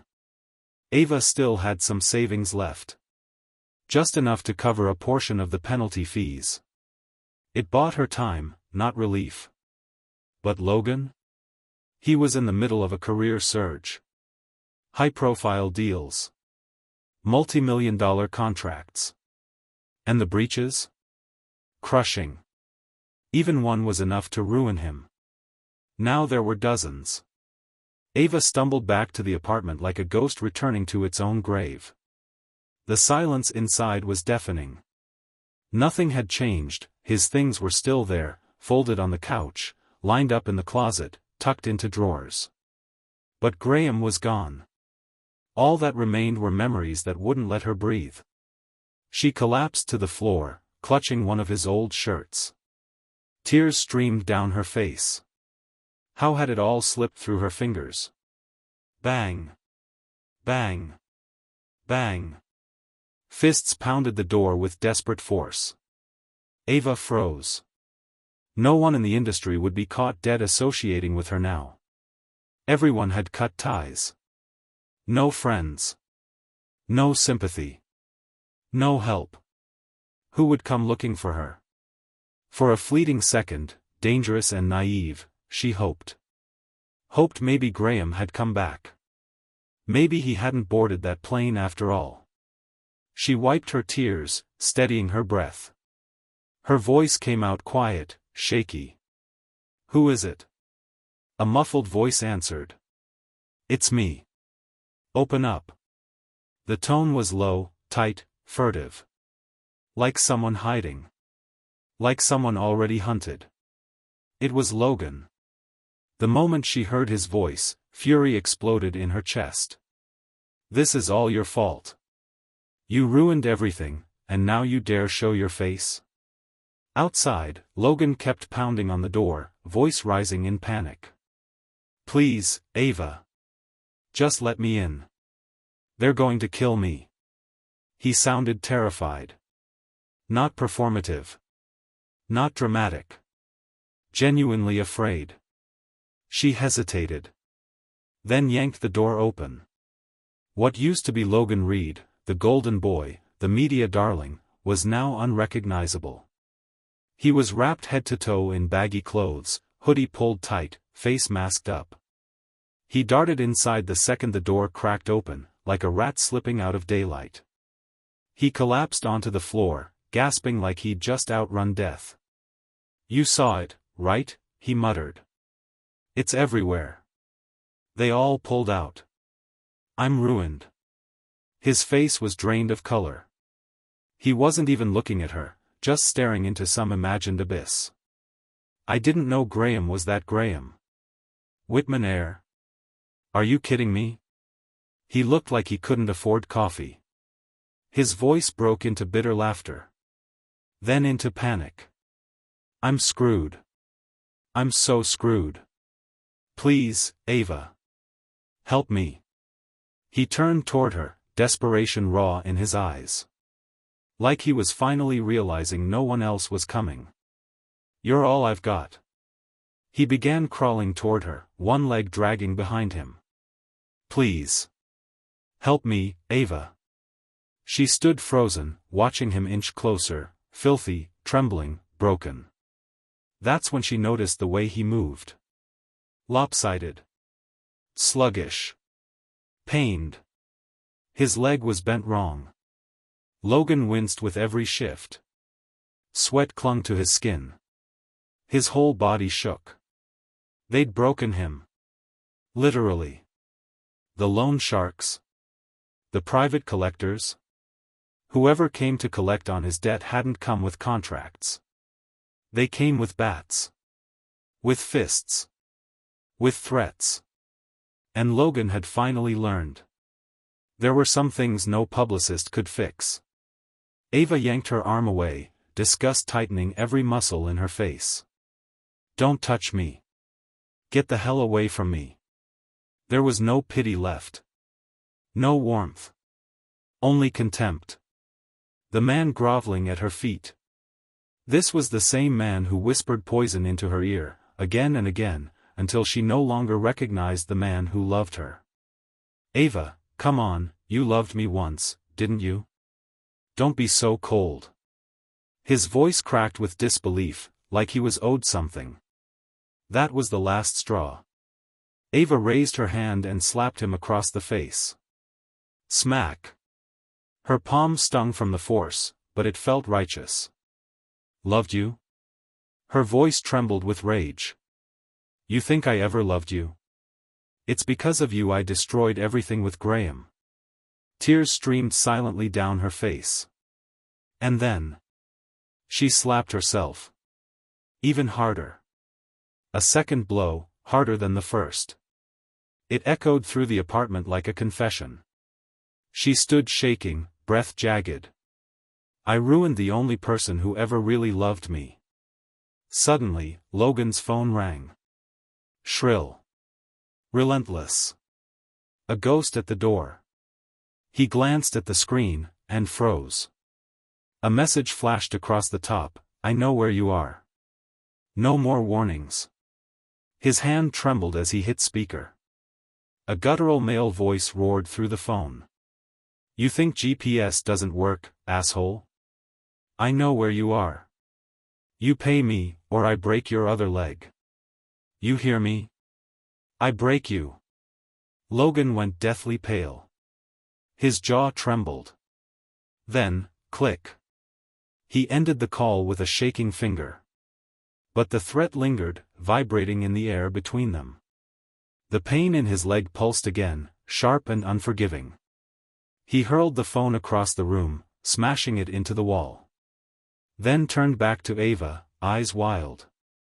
Please, he begged, crawling forward. Please help me. You're all I have.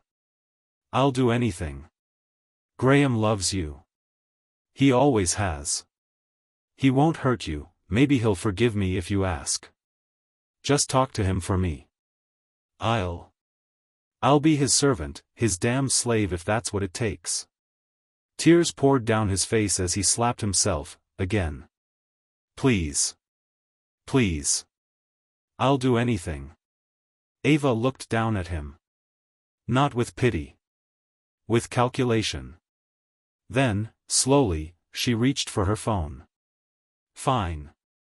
Her voice was cold. Then make a video. Right now. Apologize to Graham on your knees. If she had a chance of winning Graham back, this was it. She'd show him she didn't care about Logan. That Logan meant nothing. She'd prove her loyalty. Even now. Logan didn't hesitate. He dropped to his knees with a wet thud, sobbing. I'm sorry, Mr. Whitman. Everything was my fault. I seduced your girlfriend. I disrespected you. I hit you. I'm trash. I'm less than trash. Then he slammed his head to the floor in a dramatic kowtow, pain flashing across his face. Please forgive me. I'll do whatever it takes. Ava kept the camera steady. No emotion. No mercy. Just capturing his humiliation, frame by frame. This was her proof. Her offering. The first step in crawling back to the only man who ever truly mattered. Logan, still trembling from his pitiful apology video, wiped the sweat off his face with a shaking hand. Terror still lingered in his eyes, but something else had begun to creep back in. Greed. His gaze drifted around the apartment. The polished floors. The custom moldings. The brand new appliances. Luxury, top to bottom. Ava. His voice softened, oily and hopeful. You could really help me right now. He glanced toward her, testing the waters. This place, it's new, right? You could sell it. Just for now. Cover the worst of it. Help me get through this. He said it like it was obvious. Like it was nothing. I swear, once I'm back on my feet, I'll pay you back. Every cent. Ava turned slowly to face him. The look in her eyes froze him mid-sentence. Cold. Flat. Dangerous. This apartment wasn't just property. It was her and Graham's last shared world, what little was left of the only man who had ever truly loved her. Selling it? For Logan? Not a chance in hell. Logan saw her silence as rejection, and his expression twisted with suppressed fury. He didn't say it out loud. But it flashed across his face like graffiti. This bitch. Pretending she was ever better than me. They both deserve each other. His voice broke into a bitter whine. If you won't sell the place, how the hell are you going to help me? These people coming after me, they're not going to stop. Ava ignored him. She carefully saved the video she'd just recorded, Logan on his knees, sobbing, begging, humiliated. Then she picked up his shattered phone from the floor and slowly examined it. Logan flinched. What are you doing? He stared at her, terrified. You said you'd help me. Ava stood tall, still cradling the phone. Her voice came out steady, sharp with grief and fury. Help you?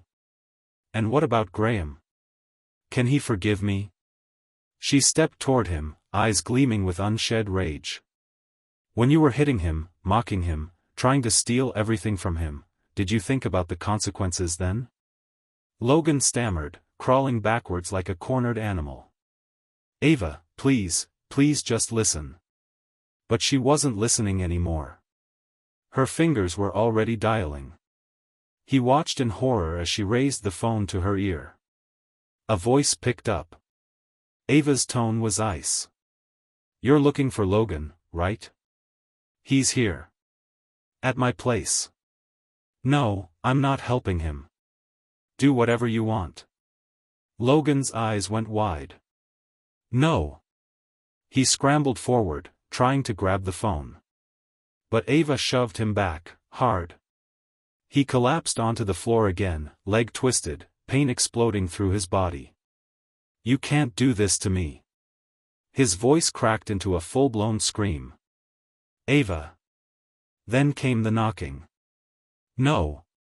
The pounding. Fists. Boots. Angry voices. They were here. Logan's face turned to ash. He looked up at Ava one last time, eyes pleading, broken, wild. But she didn't move. Didn't flinch. With a final push, she shoved him toward the door.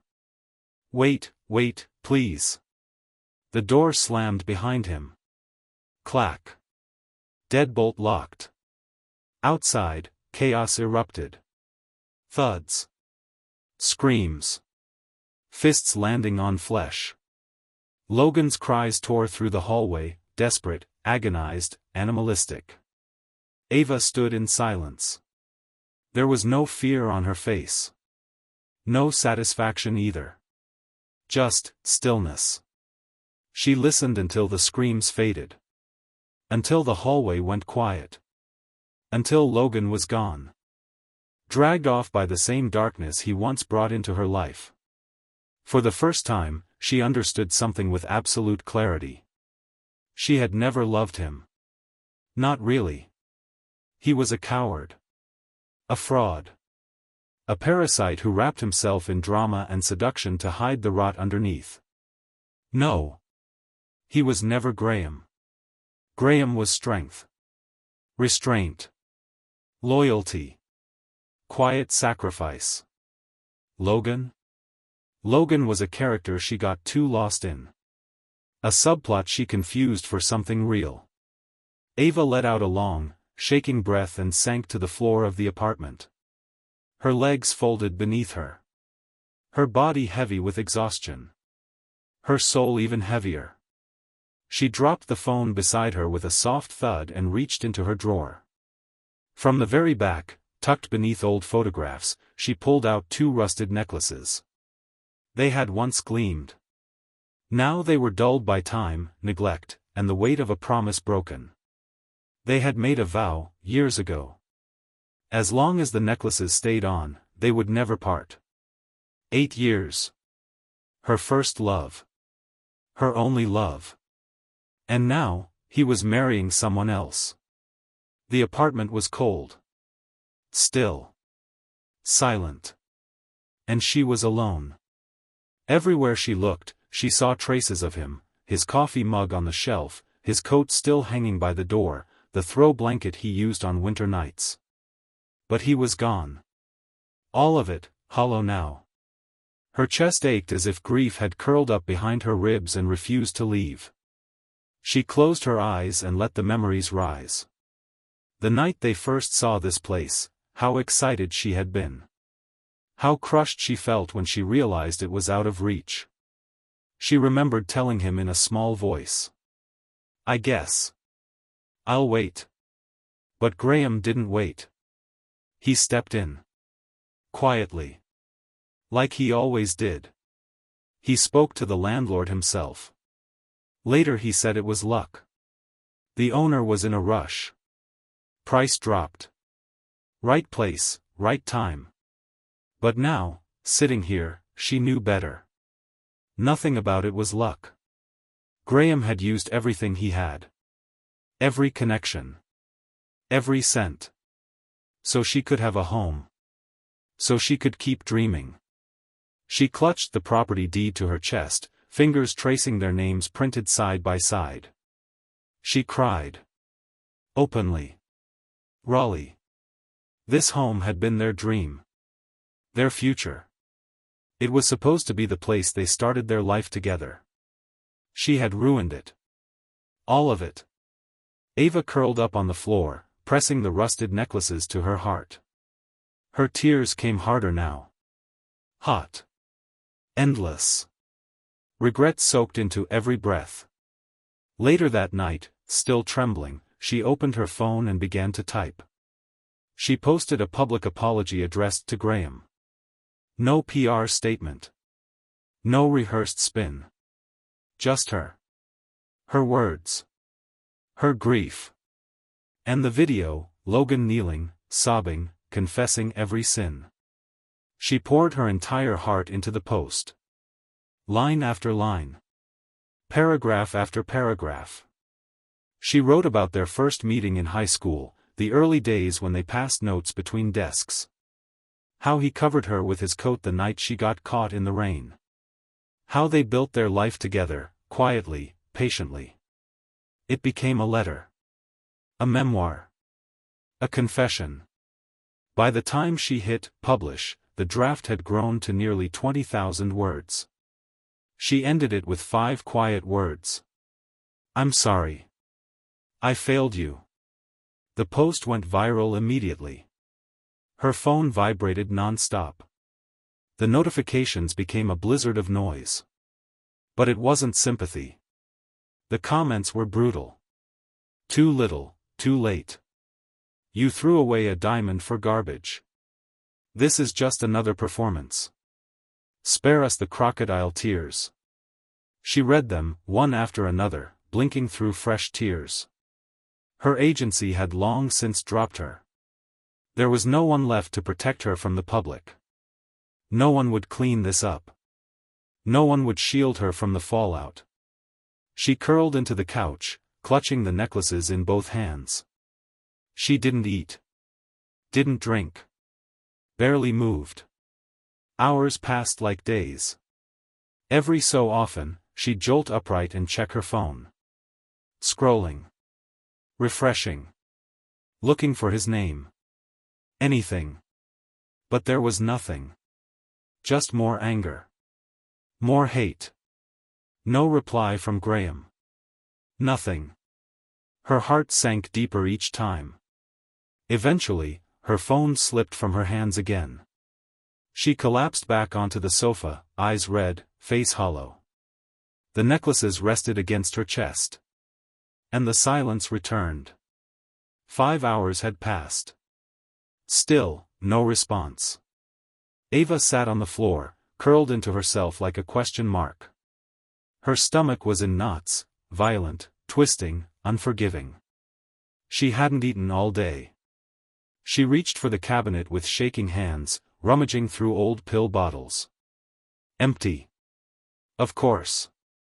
Graham used to refill her pain meds before she even realized they were running low.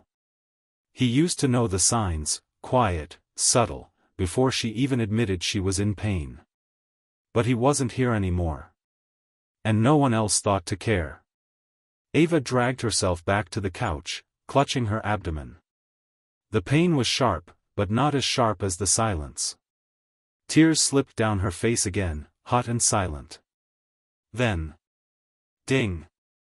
Her phone lit up with a new alert.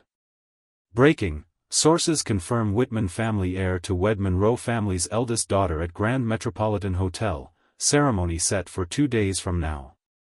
The room spun. Ava's breath caught. Her fingers went numb. She stared at the screen like it might suddenly change. 2 days. That was all the time she had. In 48 hours, the man she had loved for 8 years would belong to someone else. Graham. Her Graham. Her first love, her only real home. And she had let him go. She pressed her lips together until they bled. No. She wouldn't just watch it happen. She couldn't. Not without trying. Not without showing him, truly, finally, how sorry she was. How much she still loved him. Her fingers shook as she typed in flight details. Metrovale. Earliest available departure. She booked it. Eyes fixed on the screen, heart racing, fists clenched. This time, she wouldn't hold back. She would go to him. She would fight. Because what they had, what they were, was real. It had to be. Across the city, in a private bridal salon draped in soft white and gold, Graham sat quietly on a velvet settee. His expression was calm. Composed. Maybe too composed. He looked up as the assistant passed by. Still in the dressing room, he asked politely. Yes, sir. Miss Monroe is trying on the new custom design. The first gown had some minor issues with the fit, nothing visible to the average guest, but Chloe cared about details. The designer had worked overnight on a revised version. Graham nodded, then returned to his phone. A notification blinked at the top of his screen. Ava Moore, one new post. He tapped it out of reflex. Long raw. Public. Her apology letter. The video of Logan groveling. Confessions. Memories. Begging. His thumb hovered over the screen. He didn't read past the second paragraph. He pressed down, hard, and held. Block user. Then checked a box. Not interested in this topic. Don't show similar content. He leaned back, eyes blank. He didn't care what the world thought. Didn't care if Ava had changed. Didn't care what people called him, or her. He was done. Whatever they had was gone, shattered, buried. People always say some things can be mended. Graham knew better. Some mirrors don't crack. They shatter. And when they do, you don't glue them back together. You throw them out. And move on. From behind the fitting room door, Chloe's soft voice floated out, tinged with shyness. Graham, can you come in for a second? Graham froze. His heartbeat kicked up suddenly, unexpected and a little out of place. His first instinct was to decline. To say it wasn't appropriate. But the words caught in his throat. A pause. Then, quietly, he replied. All right. They were getting married in 2 days. What boundaries were left between them? The fitting room door cracked open just enough for him to slip through. He pushed it open gently and stepped inside, then closed it behind him. There she was. Chloe. His fiancée. She stood in front of the mirror, glowing in a delicate white wedding gown, her cheeks blushing, her eyes wide and startled with delight. You actually came in, she whispered, eyes round with surprise. She looked up at him, nervous and giddy, like a girl caught in the middle of a fairy tale she still couldn't believe was real. Graham gave a quiet, helpless smile and reached up to tousle her hair. Didn't you call me in to help? What are you standing there daydreaming for? Chloe turned away quickly, embarrassed, her ears pink. The zippers stuck, she mumbled. Could you help me? Her voice was barely above a breath. Graham stepped forward, hands steady as he reached for the zipper at her back. She smelled faintly of roses and vanilla. As he leaned in, their bodies were close, breaths mingling, skin brushing. Just as he pulled the zipper up and began to step back, her hand reached behind and gently clasped his wrist. He stopped. The moment stretched. Quiet. Charged. Her fingers trembled slightly as they wrapped around his hand. When she turned to face him, her eyes were shining, not just with love, but with disbelief. Graham, she said softly, we're really getting married, right? Her voice cracked. This isn't a dream, is it? She had loved him for so long, from afar, in silence, through years of watching him love someone else. Now he was here. With her. And she still couldn't quite believe it. Graham looked down into her eyes. He saw the sincerity. The devotion. And he didn't flinch. It's not a dream, he said gently. We're getting married. A smile bloomed on Chloe's face, bright, radiant, full of relief. She looked like someone who had waited her entire life for this one moment, and now it was finally hers. She raised a hand and lightly brushed his forehead, fingers grazing the faint scar above his brow. Does it still hurt? She asked softly. She knew it was Ava who had left that wound. Knew the pain went far beyond what the skin revealed. Graham smiled faintly. No, he said. It stopped hurting a long time ago. The wound had healed. The betrayal had lost its sting. The past was over, and what remained was nothing more than a quiet scar. Chloe looked at him with fierce tenderness. I won't let her hurt you again. Or take you from me. She wrapped her arms around him tightly, her voice low and steady, a vow. No one's taking you from me ever again. 2 days. In just 2 days, Chloe and Graham would stand at the altar beneath a cascade of crystal chandeliers, surrounded by Metrovale's most powerful and respected names. Her dream, long whispered into pillows and journal pages, was finally becoming real. And this time, no one could stop it. Knock knock. A gentle rapping came from outside the fitting room. Chloe had been inside too long, and the store staff were starting to worry. Excuse me, a clerk called softly, is everything all right in there? Do you need any help? The door creaked open. Graham stepped out, hand in hand with his fiancée. Chloe leaned lightly against his side, cheeks still flushed from moments earlier, eyes glowing with quiet happiness. The clerk froze. Oh, Mr. Whitman. I didn't mean to intrude. I'm so sorry. Her voice stumbled, awkward, caught between protocol and surprise. She had heard all the rumors, that the Whitman-Monroe marriage was a cold, strategic alliance, more contract than courtship. But looking at them now, Graham's quiet ease, Chloe's starry-eyed glow, their intertwined fingers. There was no doubt. This wasn't business. This was something real. The clerk bowed her head quickly and backed away, flustered. Metrovale. The plane touched down with a dull thud, and Ava gripped her bag like it was the only thing anchoring her to the earth. She raced out of the terminal and flagged down a cab, the name Whitman Estate tumbling from her lips before she could even sit down. Her heart pounded the entire way there. She had no plan. Only one hope. See him. Just see him. But as the car pulled up to the gates, two suited security guards stepped forward. The rain had already begun to fall. Ava threw open the door before the driver could even stop the meter. "Please, just tell him I'm here. Tell him Ava's here." The guards were polite, but unmoved. "I'm sorry, Ms. Lawson. You're not allowed beyond this point." She tried to push forward. "Why? I just want to see him. Just 1 minute. I need to talk to him, he'll want to talk to me too." They didn't budge. Her voice rose, frantic, cracking. She pleaded. She wept. She begged. "Please. I love him. He loves me too, he just doesn't remember right now.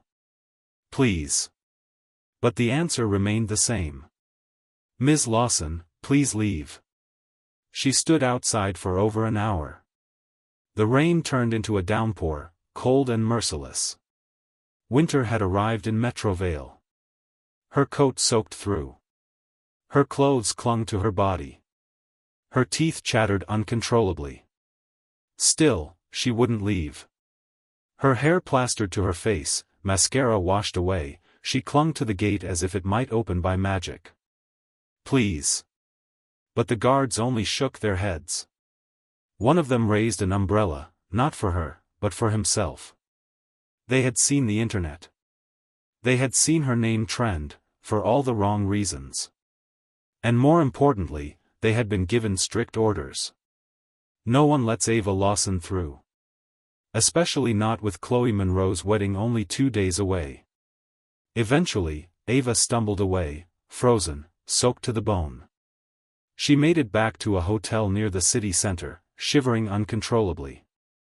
Wrapped in towels, curled on the sofa, her body couldn't stop trembling. But it wasn't just the cold. It was the knowledge gnawing at her from the inside. She couldn't reach him. Not through security. Not through sympathy. Not even through love. She stared at her phone with wet lashes, thumb scrolling endlessly. Every photo of Graham with Chloe felt like a blade. Every minute that passed without a message from him felt like suffocation. She was running out of time. 2 days. She only had 2 days left. With shaking fingers, she dialed the last person who might still take her call. Ryan. The screen rang. Once. Twice. Then it connected. Ava closed her eyes and whispered, hoarse and trembling. "Please, Ryan. I need your help." Ryan froze for a second when he recognized the voice on the line. Then came the outburst. "Are you insane, Ava?" His voice roared through the speaker, every word laced with disgust. "Haven't you done enough? You think you can just crawl back after all this and pretend nothing happened?"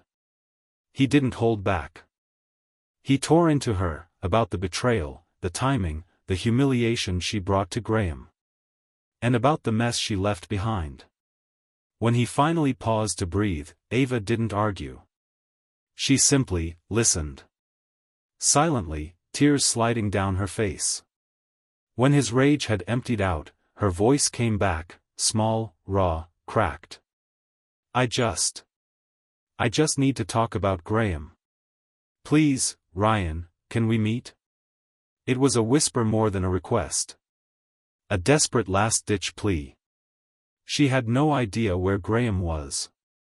No contact. But Ryan was his brother in all but blood. If she could get through to him, maybe, just maybe. There was a pause on the line. A long one. Then Ryan exhaled sharply. "Fine. But whatever you have to say, say it to me. Leave Graham out of this." He didn't say it out of compassion. Graham was drowning in wedding logistics and social obligations. Ryan had time. And the last thing he wanted was that woman ruining anything else. If he could help Graham by handling this, cutting it clean, then so be it. 6 p.m. Aurelia Cafe. Don't be late. He hung up and crushed the cigarette in his ashtray, irritation flickering in his eyes. It was raining hard outside. Ryan threw on a coat and texted his driver. This would be a short meeting. And hopefully, the last. Aurelia Cafe was part of the Blake family's private holdings, one of those discreet, upscale spots where no outsiders pried into business. Ryan had called ahead. By the time Ava arrived, the staff had already closed the place to the public. The room was warm and quiet. Jazz played faintly in the background. The smell of espresso lingered. And then... thud. The sound of knees hitting marble echoed through the silence. The barista looked up in shock. The manager took an instinctive step back. No one expected it. She had barely stepped in the door before she collapsed to the floor. Ava. She wasn't dressed for a meeting. She was soaked from the rain, her hair clinging to her face, her eyes red and dry like they'd run out of tears. Whatever pride she once had was gone. She knelt there, trembling, staring up at Ryan with desperation carved into every line of her face. "Mr. Blake, please." Her voice cracked open like something broken. "Just let me see Graham. One last time. Just one look, at the wedding. That's all I ask." She bowed lower, her hands flat on the ground, body racked with cold and shame. "Then I'll leave him alone forever. I swear." There were no customers. No cameras. Just a few staff who silently turned away, pretending not to see. In their world, this was above their pay grade. Ryan stood there in silence, his jaw clenched, looking down at the woman on the floor. 2 days. 2 days before the wedding. And now this. Ava sobbed uncontrollably, her voice hoarse, her body trembling. "Just one look. Please, just let me see him once." Outside, the storm raged. Thunder cracked like the sky was splitting open. But even the thunder couldn't drown out her cries. Ryan scoffed. "So that's it," he sneered, his eyes narrowing as he stared her down. "You came all the way here to watch his wedding? Are you out of your damn mind?" "Please," Ava begged, her voice nothing but shredded sorrow. She was still on her knees, hands clenched, tears soaking her face. "I'm sorry. I'm so sorry for everything I did to him. I love him. I know I don't deserve anything. But even just a glimpse of him on that day, even just a single word, I'll walk away. I swear." Her eyes were swollen, her voice breaking into pieces. Ryan didn't budge. If anything, he got angrier. He remembered everything. The betrayal. The disgrace. The image of Graham in the ER, blood still drying in his hair. The way he had sat there, silent and humiliated, refusing to speak a word about Ava. "You think this is love?" Ryan spat. His jaw clenched, fury bubbling under every word. "You disgust him. You filthied yourself. He'll never touch you again. He can't even stand to hear your name." Ava's breath hitched. She pressed her palms to her face, sobbing harder. "I know," she whispered, brokenly. "I know." Ryan wasn't done. He pointed toward the glass doors where rain was crashing down like a punishment from God. "What the hell are you kneeling in here for?" he snapped. "You want redemption? Go outside. Let the rain clean you off first." It wasn't a metaphor. He meant it, literally. He wanted her to suffer. Just like Graham had suffered. This was retribution. The debt collectors who had chased Logan down. That had been Ryan. The forensic accountant who found Logan's tax evasion and got him locked up? Also Ryan. And now? Now he was going to make her crawl too. Go, he ordered, his voice a bitter hiss. Let the rain scrub the filth off you. Then maybe I'll think about letting you see him. Ava turned slowly toward the door. Rain pounded the sidewalk beyond. She didn't hesitate. Her hands pushed open the door, and she stepped straight into the storm. The cold hit her like a slap. Sheets of rain soaked her clothes in seconds. She dropped to her knees, hard, the stone cutting through her skin. Pain pulsed through her knees, up her legs. Her stomach clenched violently, a familiar stabbing ache twisting inside her gut. Her body was breaking down. But she didn't move. She wouldn't move. Her arms fell limply to her sides. Her eyes dropped to the pavement. The rain felt like needles, icy, relentless. But she stayed perfectly still. This isn't enough. Graham suffered more. So much more. I deserve this. Her tears mixed with rain and snot and sweat. She was soaked to the bone. Her lips turned pale. Her fingers stiffened. But she didn't dare flinch. If she did, Ryan might change his mind. And then she'd never see Graham again. A car passed. Then silence. The streets were empty. No one else was there. Just Ava. Alone. On her knees. Kneeling in the rain, like a sinner begging heaven to be heard. And heaven wasn't answering. Inside the cafe, the manager stood by the window, watching the lone figure kneeling in the storm. His brows furrowed with guilt. Blake, sir, she's going to get sick out there. Ryan didn't even look up. Instead, he let out a sharp, scornful laugh and muttered. You know who she is? That's Ava Lawson. The one everyone's been dragging through the mud online. The manager blinked. Recognition flickered across his face. Seriously? That Ava? Ryan nodded, smiling without warmth. The one who cheated on my brother and left him bleeding in an alley while she ran off with her boy toy. So tell me, does she still look pitiful to you now? The manager backed off immediately, shaking his head. No, sir.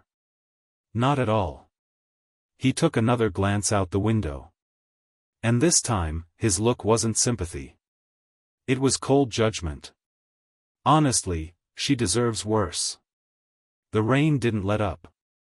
It pounded the streets like it wanted to erase everything. Ava was still outside. Still kneeling. Still silent. Her limbs had long gone numb. Her hair clung to her face, plastered wet against her skin. She had no idea how long she'd been out there. Hours, probably. Her knees screamed with pain. Her shoulders hunched as wind cut through her like blades. She curled inward, hugging herself, trying not to shiver. But it was no use. Every gust of wind rattled her bones. Every drop of rain felt like penance. She didn't move. She couldn't. Because what if Ryan came back? What if he saw her flinch and decided she hadn't suffered enough? She couldn't risk it. Not if there was still a chance, even the tiniest one, to see Graham again. Another gust. Another wave of dizziness. Her eyes fluttered closed, and she forced them open again, pinching her arm hard. Harder. Her nails dug deep into the skin, drawing blood. Pain snapped her back to awareness. Stay awake. Stay present. You owe him that much. And then, footsteps. Through the blur of rain and exhaustion, she heard someone approaching. She raised her head, breath hitching in her throat. Ryan. He was back. Blake. Mr. Blake. Her voice cracked. Can I see him now? Please. Just for a moment. Her eyes were wide with hope, desperate, pleading. Ryan stood under an umbrella, perfectly dry, guarded by two men in suits. He looked down at her like she was dirt on the soles of his shoes. His lips curled into something between a grin and a sneer. And then, he gave his answer, slow, cold, final. No. Ava blinked, not understanding. But I did what you said. Your soul's already filthy, Ryan said sharply. And no storm's gonna wash it clean. She stared at him, eyes blank. And then the light started to fade from them. I'm sorry, she whispered. I'm so sorry. Ryan didn't reply. He turned and slid into the back seat of his waiting car, not a drop of rain touching him. The door shut. The engine hummed. And just like that, he was gone. Crack. A bolt of lightning tore across the sky. Thunder exploded overhead. Ava's body swayed. The world tilted. Her knees gave out, her lips trembling. I'm sorry, she whispered again. This time, to no one. Maybe to God. Maybe to Graham. Maybe to the version of herself she'd destroyed. I'm so sorry. Her body collapsed forward, lips parted, eyes rolling back. The last thing she saw was the sky. Gray, merciless, endless. Then black. The cafe manager looked up. And his heart sank. She passed out, he shouted, eyes wide in alarm. No wonder. She'd been out there in the freezing rain all day. He rushed to the phone and dialed emergency services. The last thing he wanted was for someone to die outside his storefront. As soon as the ambulance was confirmed, he sent a quick message to Ryan. She collapsed. EMTs on the way. When Ava opened her eyes again, everything was a blur of white and beeping monitors. She was in a hospital. Sterile light. Bleached sheets. A dull ache behind her eyes. And then. A shadow. A familiar silhouette at the edge of her vision. She blinked. Her breath hitched. Graham? Tears welled up instantly. Her fingers trembled as she reached out. Graham. I'm sorry. I'm so sorry. Her voice cracked, barely a whisper. But no one answered. She looked again. The silhouette was gone. It had never been there. Just another cruel illusion. She was alone. The room was empty. She sank deeper into the mattress, the faint smell of antiseptic suddenly suffocating. A laugh slipped out, bitter, hopeless. Of course he's not here, she murmured. Why would he be? He probably wishes I'd died in the street. Her chest ached. Not from the rain. Not from the fever. But from the memory. Because once. Every time she got sick, Graham was the first to show up. He'd hold her hand, bring soup, brush the hair from her face like she was the most precious thing in the world. And now? Now she was a stranger. Tears rolled down her cheeks, soaking into the pillow. Images of the past flickered in her mind like a broken film reel. The worst one of all. That day Graham had a fever. Burning up. Barely able to stand. And where was she? Flirting with Logan. God. What had she done? She clenched her free hand into a fist, then lifted it and began slamming it into her chest. Over. And over. And over. Punishment. Regret. Self-loathing. Stupid. Stupid. Stupid. The door burst open. A nurse rushed in, horrified. Hey! What are you doing? She dropped her supplies and sprinted to the bed. It took everything to calm Ava down. Eventually, Ava stopped hitting herself, just lay there, chest heaving, eyes red, voice hoarse. The nurse gently picked up a syringe and began prepping it. Then Ava rasped. What time is it? How long was I out? The nurse frowned but replied, distracted. It's 8. Morning. You were unconscious all night. She didn't expect the reaction. Ava's face contorted. Her body jolted. No, no, no. Her voice grew wild, unhinged. The wedding. Graham's wedding. I have to go. He hasn't forgiven me. I have to see him. Please, let me go, I still have time. The nurse gasped as Ava flung herself toward the edge of the bed. Wires ripped free. Pain screamed through her body. Her legs crumpled underneath her. Her knees, already raw from yesterday, buckled. She hit the floor with a heavy thud. But she didn't stop. She crawled. Just let me see him. I have to see him. Blood smeared the linoleum. Her arms trembled. And still she crawled. Behind the windowed wall of the hospital room, Ryan watched everything unfold.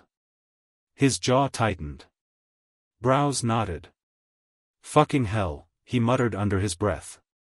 She looked like a madwoman. A pitiful, obsessed ghost of who she once was. And for the first time since this whole mess started, Ryan realized something. This wasn't going to be as easy as he thought. Ava had completely snapped. She wasn't crying anymore. She was spiraling. A broken, desperate shell of herself, crawling across the hospital floor in agony, chanting Graham's name like a mad prayer. Ryan stood by the glass, lips pressed into a tight line, watching the crimson trail seeping beneath her like a warning. Shit. This was getting out of hand. If she kept this up, she might actually die. Not just from exhaustion or infection, but from whatever darkness she'd locked inside herself. And if she did? Well, that would land squarely on his lap. With a sigh, Ryan pulled out his phone and began typing. She won't stop. She keeps begging to see you. The woman's gone off the deep end. I'm worried she might do something stupid. What do you want me to do? He hesitated. Then, against better judgment, he attached a short video clip. Ava. Crawling across the hospital floor. Rain-soaked hair plastered to her face. Lips cracked, eyes wild.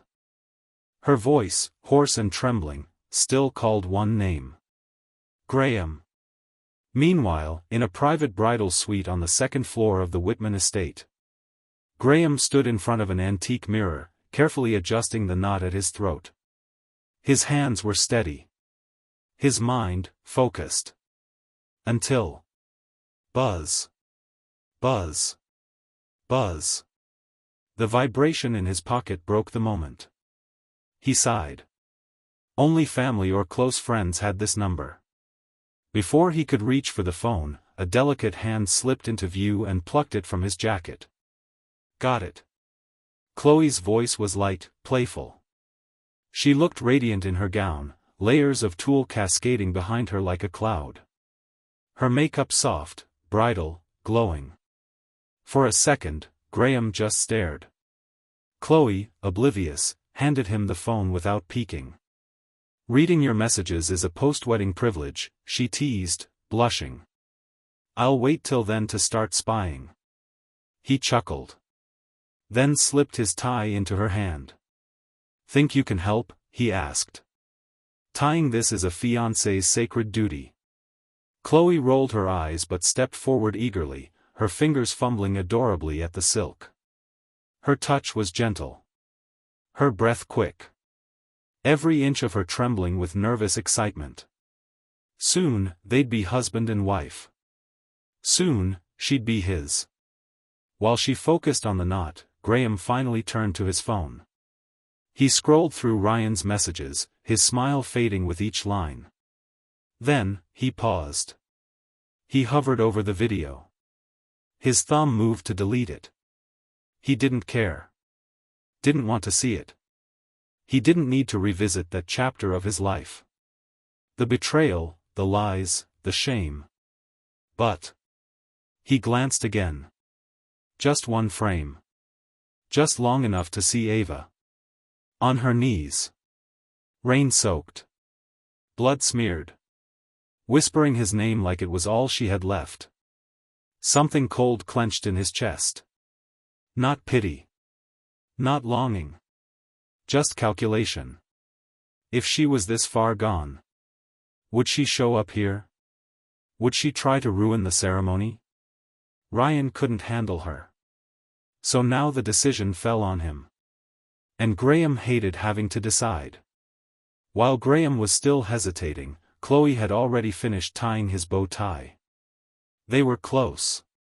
Close enough for her to glance down and catch the message on his screen. A short silence passed between them. Then Chloe smiled. A soft, confident smile. She tilted her head, eyes meeting his with calm certainty. Let her come. Her voice was gentle, almost sweet. But every syllable rang with purpose. Some things need to be finished. She reached for his hand, their fingers intertwining. And in that shared breath, warm, steady, unspoken. She typed the words herself. Let her in. Her thumb hit send.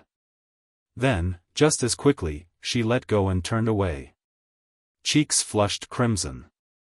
Graham watched her, amused. You're not afraid I'll fall back in love with her, he teased, eyes sparkling. A joke. A harmless flick of the past. Because he wouldn't. Not now. Not ever. Not when Chloe stood beside him, radiant and proud.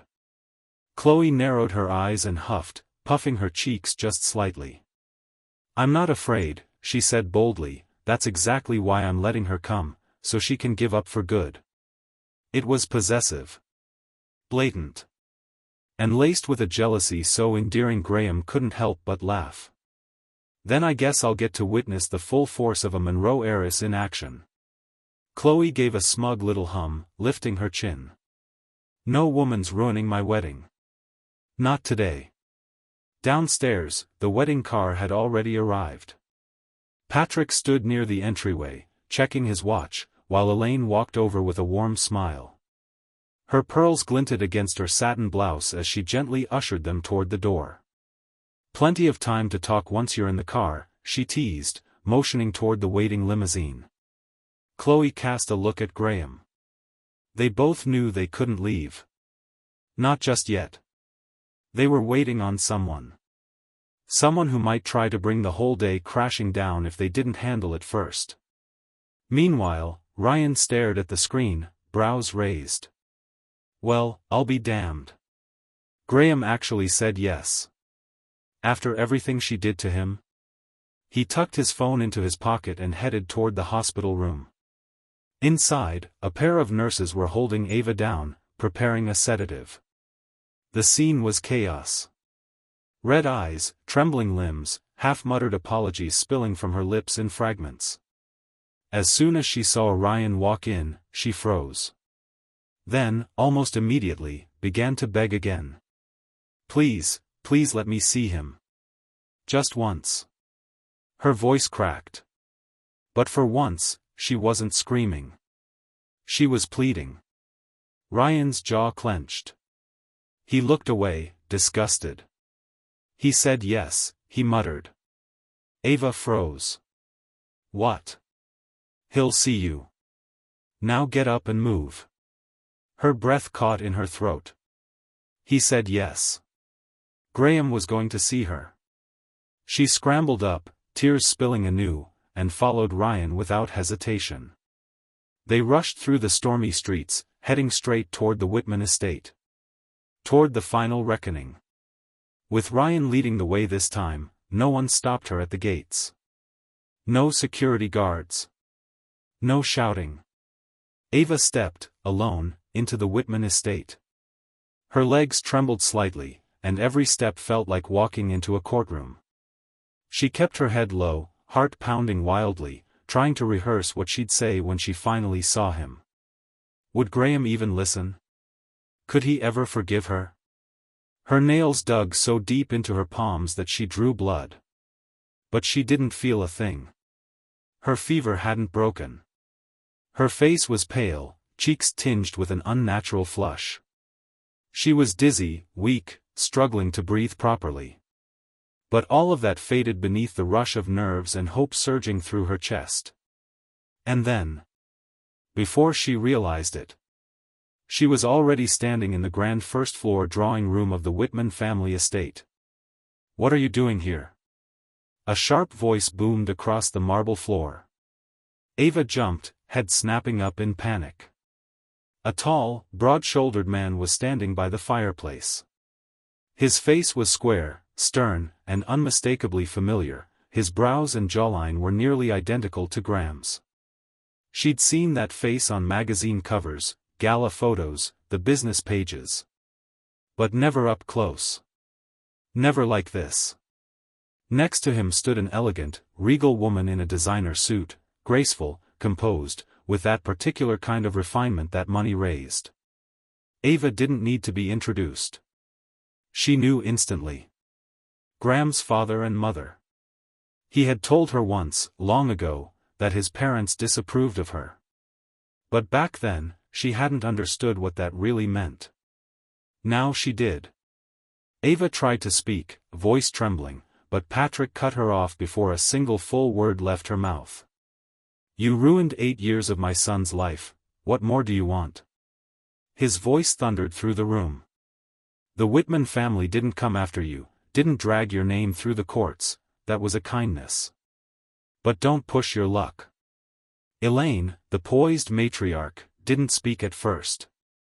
But her expression twisted into something cold. Even she, with all her grace, could barely keep her fury at bay. To think this woman had hurt her son so deeply, left him bleeding and broken. It made her hands twitch with the urge to slap her across the face. "You need to leave," Elaine said icily. "If you won't do it yourself, we'll call security." But Ava didn't move. She didn't back away. Instead, she dropped to her knees. Thud. The sound of bone hitting tile echoed through the hall. Her knees slammed into the cold marble so hard her vision blurred. Pain shot up her legs. Still, she didn't flinch. Her voice cracked with tears. "Please, just let me speak to him. Just one word." Patrick's face turned red with rage. "You latched onto Graham and treated it like a blessing. And now? Now you want to finish off what's left of him?" His chest heaved with every breath. "You think I didn't see it? My son, my own son, turned his back on me for you. Spent 8 damn years throwing his future away. And for what?" Elaine gently placed a hand on her husband's arm, trying to calm him. Her voice was cool. Detached. She wasn't interested in talking anymore. Instead, she pulled out her phone and calmly dialed the private security line. There was no more room for this woman in their home. No room for ghosts, no room for the past. It didn't take long for the estate's security team to arrive. At Elaine's command, they moved in swiftly. Not with violence, but with unshakable firmness. Ava clung to the marble floor, tears streaking down her face, refusing to budge. "I've paid for everything I did." Her voice cracked with grief. "Doesn't that earn me even one last chance to see him?" But no one flinched. At Elaine's curt nod, the guards grabbed her by the arms and began to drag her away. Her cries echoed through the grand hall as she clawed at the air, heels scraping against polished tile. By the time they reached the front steps, a black wedding car had just pulled up to the grand entrance. Ava lifted her head instinctively, catching a glimpse through the tinted glass. Graham. It was him. Her body reacted before her brain could catch up. She twisted violently, kicking and screaming to break free. Blood drained from her face, her voice rising in blind panic. "Graham! Graham!" She slammed her palms against the car door over and over, ignoring the pain, the swelling, the sting of her own desperation. And then, the car door opened. Graham stepped out, hand in hand with Chloe. He helped her down with practiced ease, his arm wrapping around her waist in a gesture that was protective and intimate. Together, they looked like they'd stepped off the cover of a society magazine. Flawless, composed, and utterly unreachable. That sight hit Ava like a punch to the chest. She froze, standing there on shaky legs, drenched in tears and heartbreak, unable to look away. She had thought this was nothing but a business deal. A calculated, loveless marriage of convenience. She'd convinced herself Graham didn't really love Chloe. That he was just cornered by family pressure, by duty. But what she saw now shattered that illusion. The way their fingers interlocked. The way his eyes lingered on Chloe's face. The subtle, effortless ease between them. It wasn't fake. It wasn't forced. They looked like a couple completely, undeniably in love. And they were about to be married. The realization sliced through her like glass. No. No, that can't be right. Ava shook her head in denial, her whole body trembling.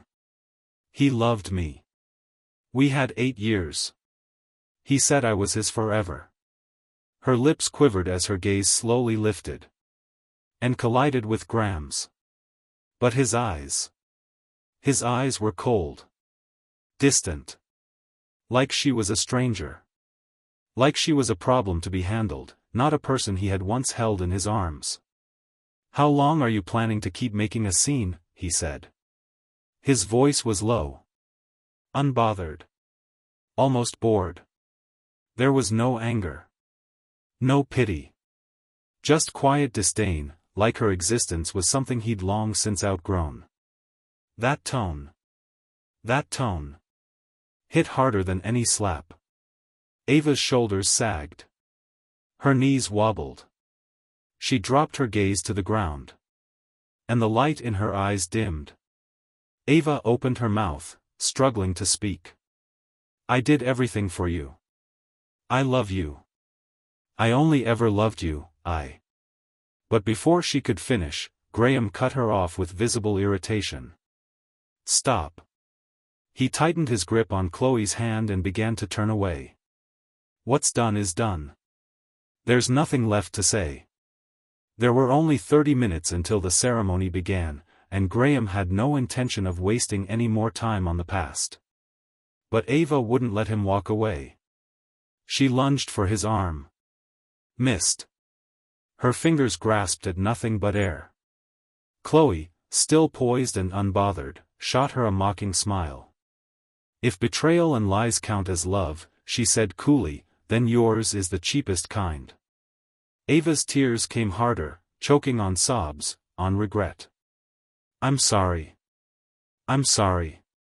Chloe didn't flinch. Still holding her groom's hand, she leaned slightly forward, locking eyes with Ava. Her voice was honeyed venom. You're welcome to come to our wedding. As long as you behave. But cross a line, and I won't be so gracious. Let's go. Graham's voice was final.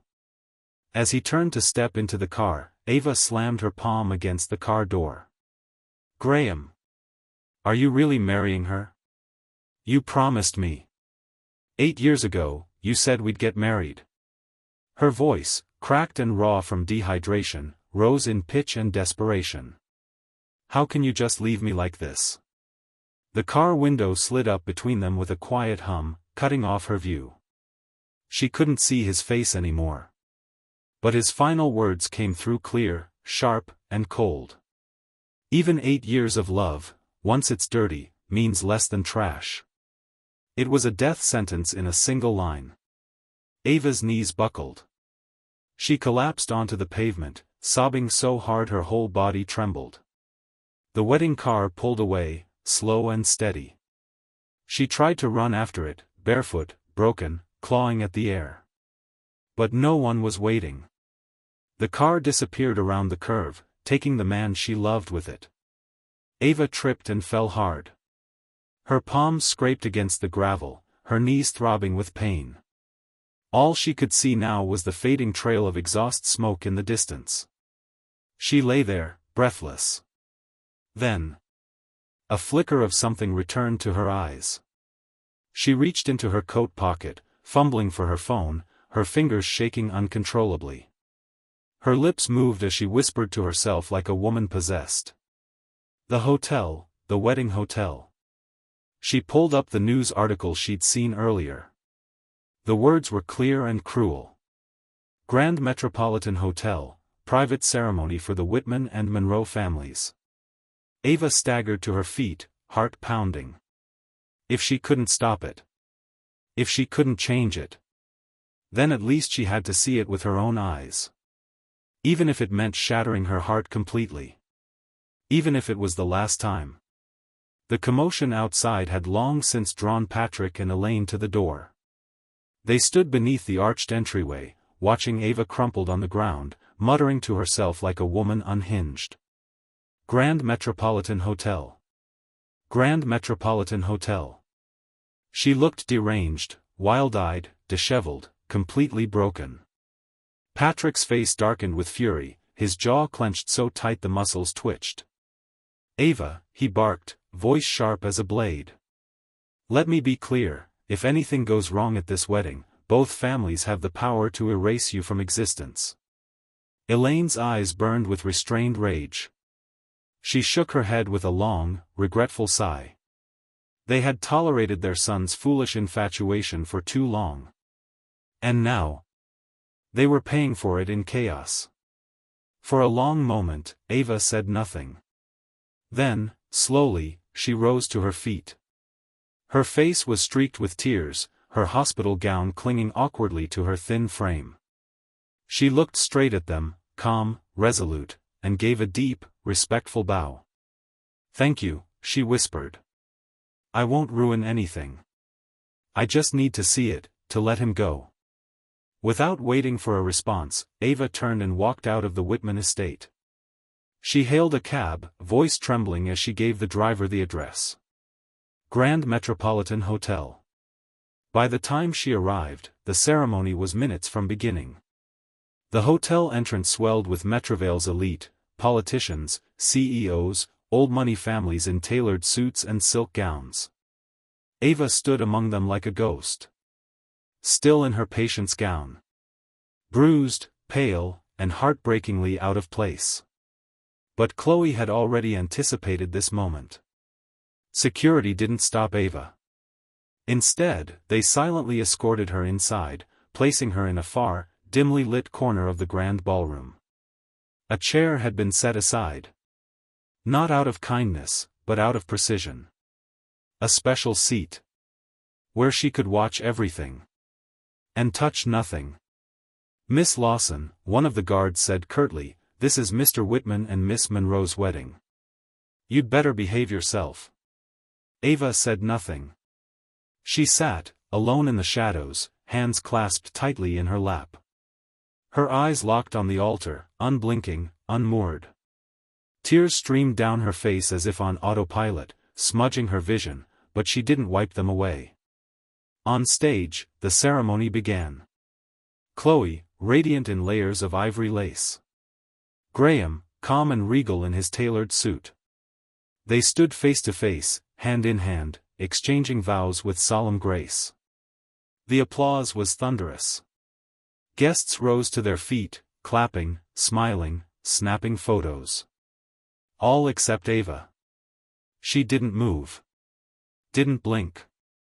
Didn't breathe. Only the tears moved, falling, one after another, down her cheeks and onto the hospital bracelet still clinging to her wrist.